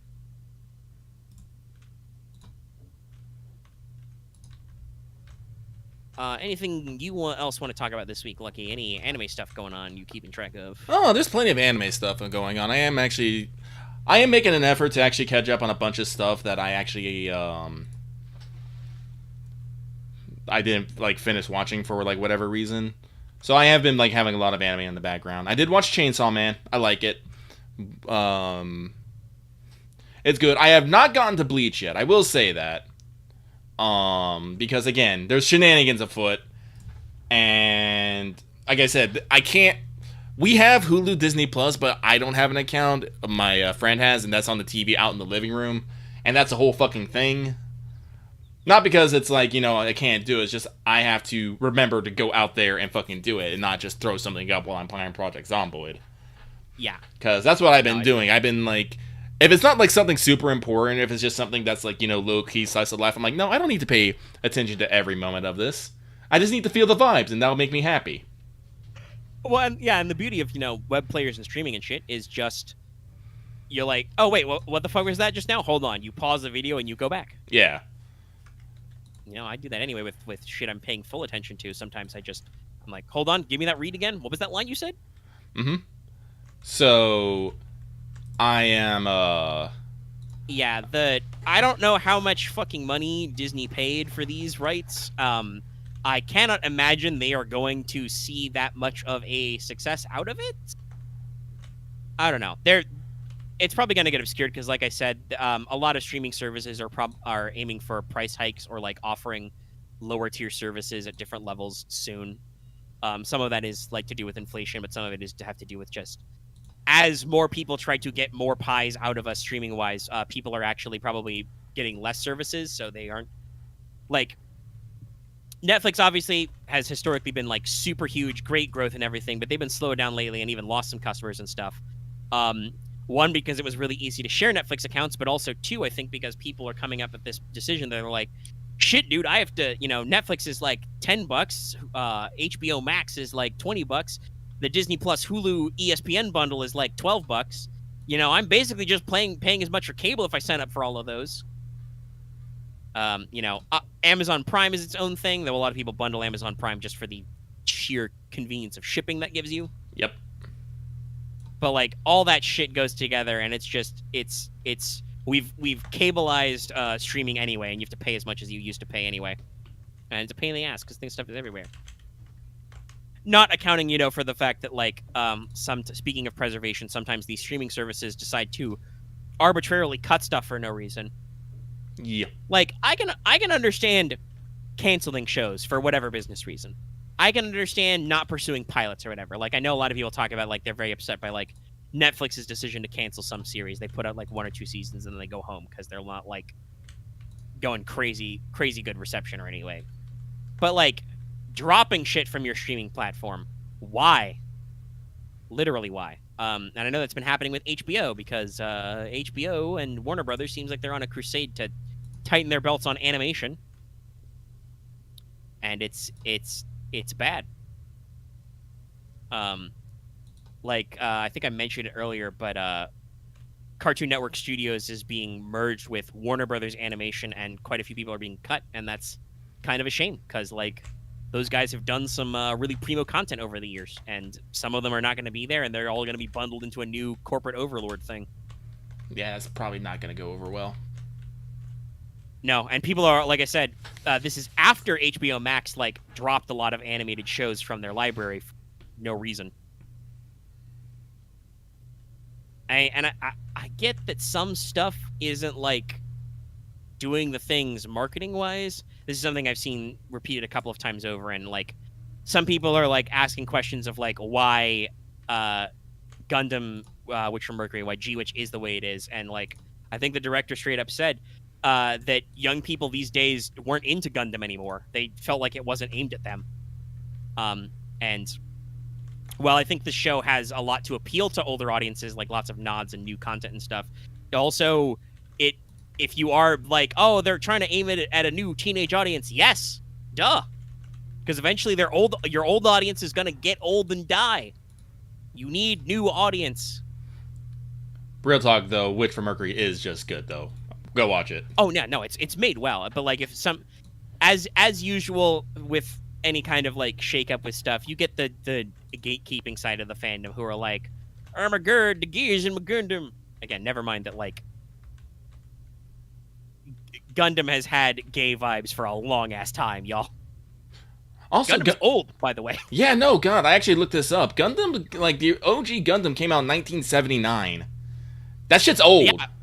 Yeah, Kojima talked about I don't remember the context of it, but he talked about like why he enjoyed like the original Mobile Suit Gundam. Like he talked about how like Japanese mecha like movies and shows used to be about fighting like giant monsters and stuff, and Mobile Suit Gundam was kind of one of the first ones that was like, yo, what if this was just mass-produced weapons of war, and that was the story we told. And obviously that makes sense for Kojima to be into that because his Metal Gear Solid is extensively all about just like, man, dude, war.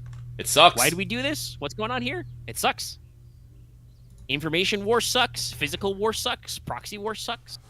Nuclear war really sucks, guys. Nukes, very, very bad. Old Luigi Cats joke. But yeah, like, like I said, some people are kind of gatekeepy about how they feel like the Gundam is trying to be too young and hip and woke. Again, never mind that, like, how old is Revolutionary Girl Utena? That's also pretty old. Oh, God, that's 90s, I want to say? Hang on. I'm going to pull it up like on the Wikipedia. 1996 manga. Yeah. Yeah.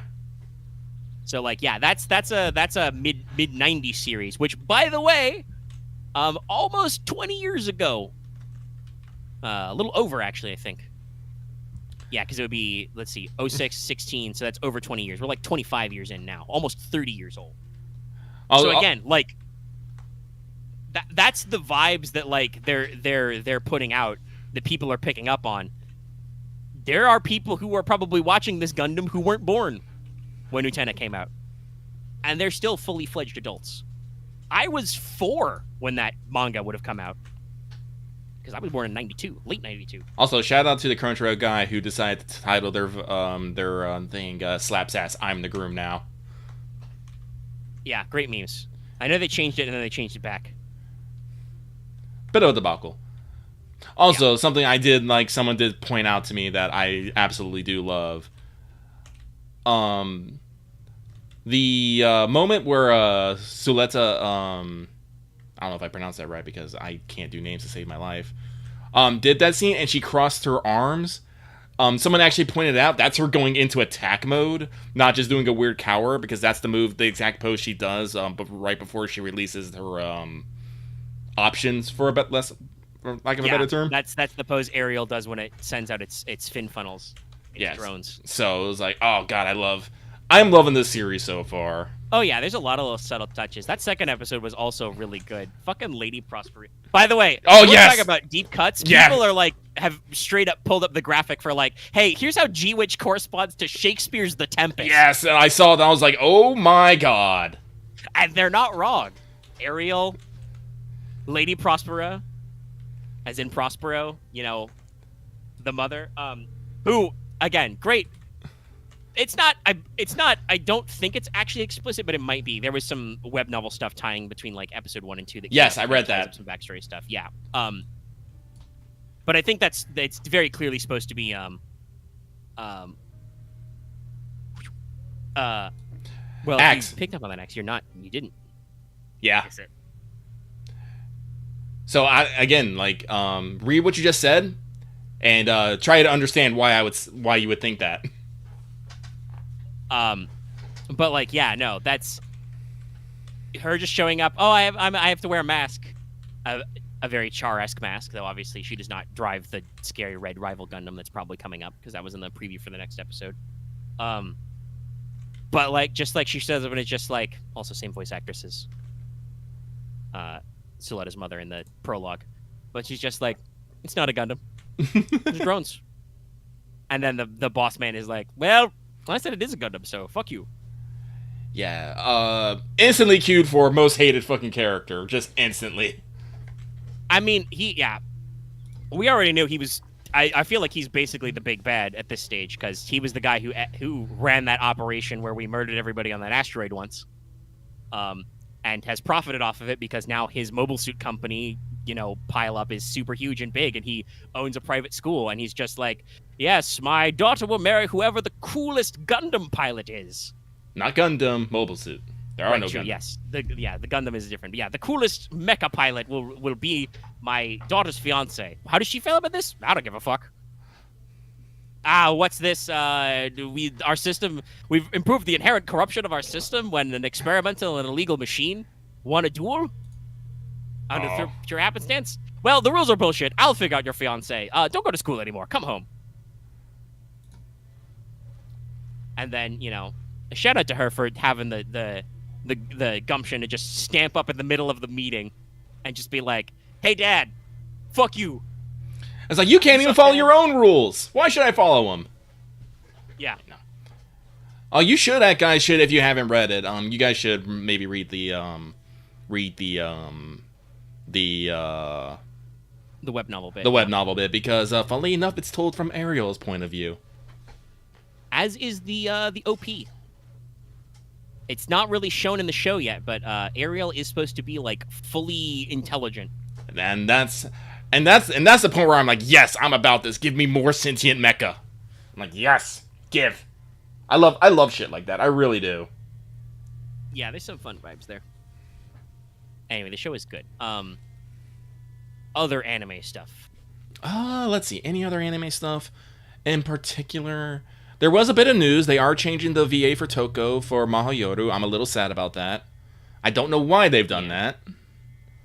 Yeah, I don't know. It might just be that it's been a while. Well, it can't be in a while. But it's a different production because they're saying they're replacing her voice actress from the K&K movies with somebody else. This is the game version for Mahoyoru, so like they do usually keep those two things the same, but I could understand why like. Well, it hasn't been a while because she was the same voice. It was the same voice actress that they did in the Case Files thing. So I don't know.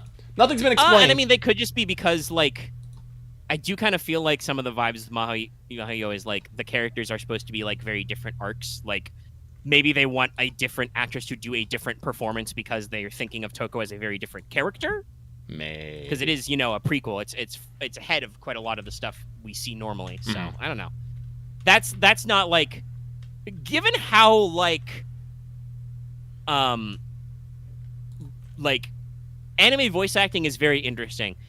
If they cast you for a character, you are usually in that character until you die, and sometimes that means they will drop the character with you, right? Yeah. So when they do voice acting replacements, usually that means a little something, right? Right. So I would assume that this is either just like especially because the voice actors in Fate are like such a big part of it. You know, like every stream FGO does, they trot out a couple of them and so on and so forth. You know, I would assume that they are probably doing it for a deliberate reason. It's either like, you know, the original VA wasn't available, or like I said, they want to do a different like performance because they're doing a different time period. I don't know. It's a little sad because like her voices in K&K and the Case Files special are very good. But we'll see when it shakes out. That's this December. Mm-hmm.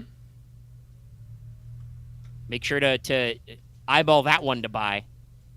Oh, I am. Let's see here. Anything else in anime? No, not really, not really. I am gonna try and get to Bleach at some point. That point just isn't now. So let me see here.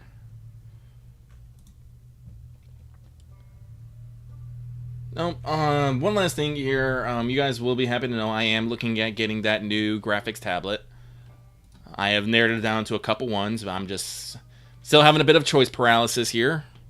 Sometimes, because I'm looking at some of these, because I'm trying to go through all the little bits from like the hookups I'll need, the connections I need.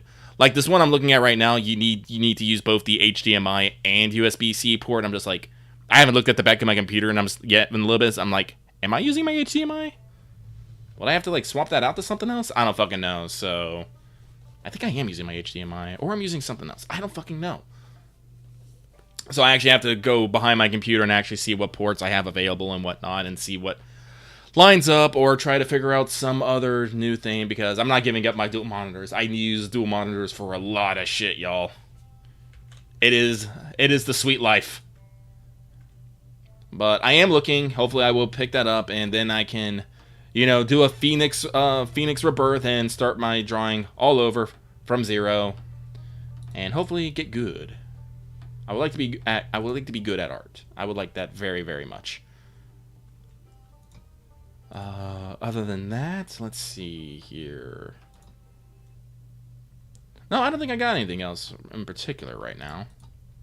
All right. Well, we've hit almost 3 hours. I think we can probably go ahead and wrap. Sounds good. My to me. water bottle is empty. That's always a good sign of either it's time to take a break or go on. But if we took a break, I don't know what we'd come back to. So Not much. We can probably go ahead and wrap her up. Solid show. Good views, good likes. Hopefully you guys haven't had any technical stuff. Like I said, YouTube on the back end has sometimes given me some, like, weird stuff. Some of that might just be because Lucky is streaming and also running the multiplayer server, even if not a lot of people are in it. I know that we've had some weirdness sometimes. Mm-hmm. But it's probably time to do a little bit of a rap-burrito. A rap burrito. Burrito. So, hey, if you're watching this video, be sure to give it a like if you liked it. If you have any comments, you can leave in the comment section down below. If you want to, you can join our Discord. Hit it up. Link in the video description. As always, if you're new here and haven't already, please subscribe to our channel to get more of this, more streams, more podcasts, and other stuff. So check those out. Good. Make those YouTube numbers make sense. Just sub more. Keep subscribing. It'll figure itself out. You can also make sure to hit that bell for notifications so you can always know when we post a new video or when we stream. You can also consider joining our channel memberships. Click the join button below. Get access to membership badges and emotes, as you have seen displayed in our live chat there. Not just for live chats also, by the way, though. Badges and emotes show up in community pages and comments, too. Show off your bling. And if Lucky gets its tablet up and running, then it probably means some more emotes every now and then. Yeah. And, of course, you can also consider supporting us on Patreon. Get access to episodes in audio format for as little as $1 a month or $10-ish a year. Great way to support us. Monthly, yearly, whatever. Get access to topic polls like Fail Betrayal polls and Fan Servant Friday. Get access to videos early and other fun things. And just lots of good ways to support us and lower my job stress. But, yeah, I think that'll be what's up for this week. We'll see you guys on Monday for something. Something. We don't really know yet. We'll figure it out. Keep your eyes peeled for the next Sprawl AP to hit tomorrow, though. That's for sure what I'm going to do. And then look forward to other future stream stuff when we stream it. All right. I think that's everything. Good night, everybody. Have a good evening.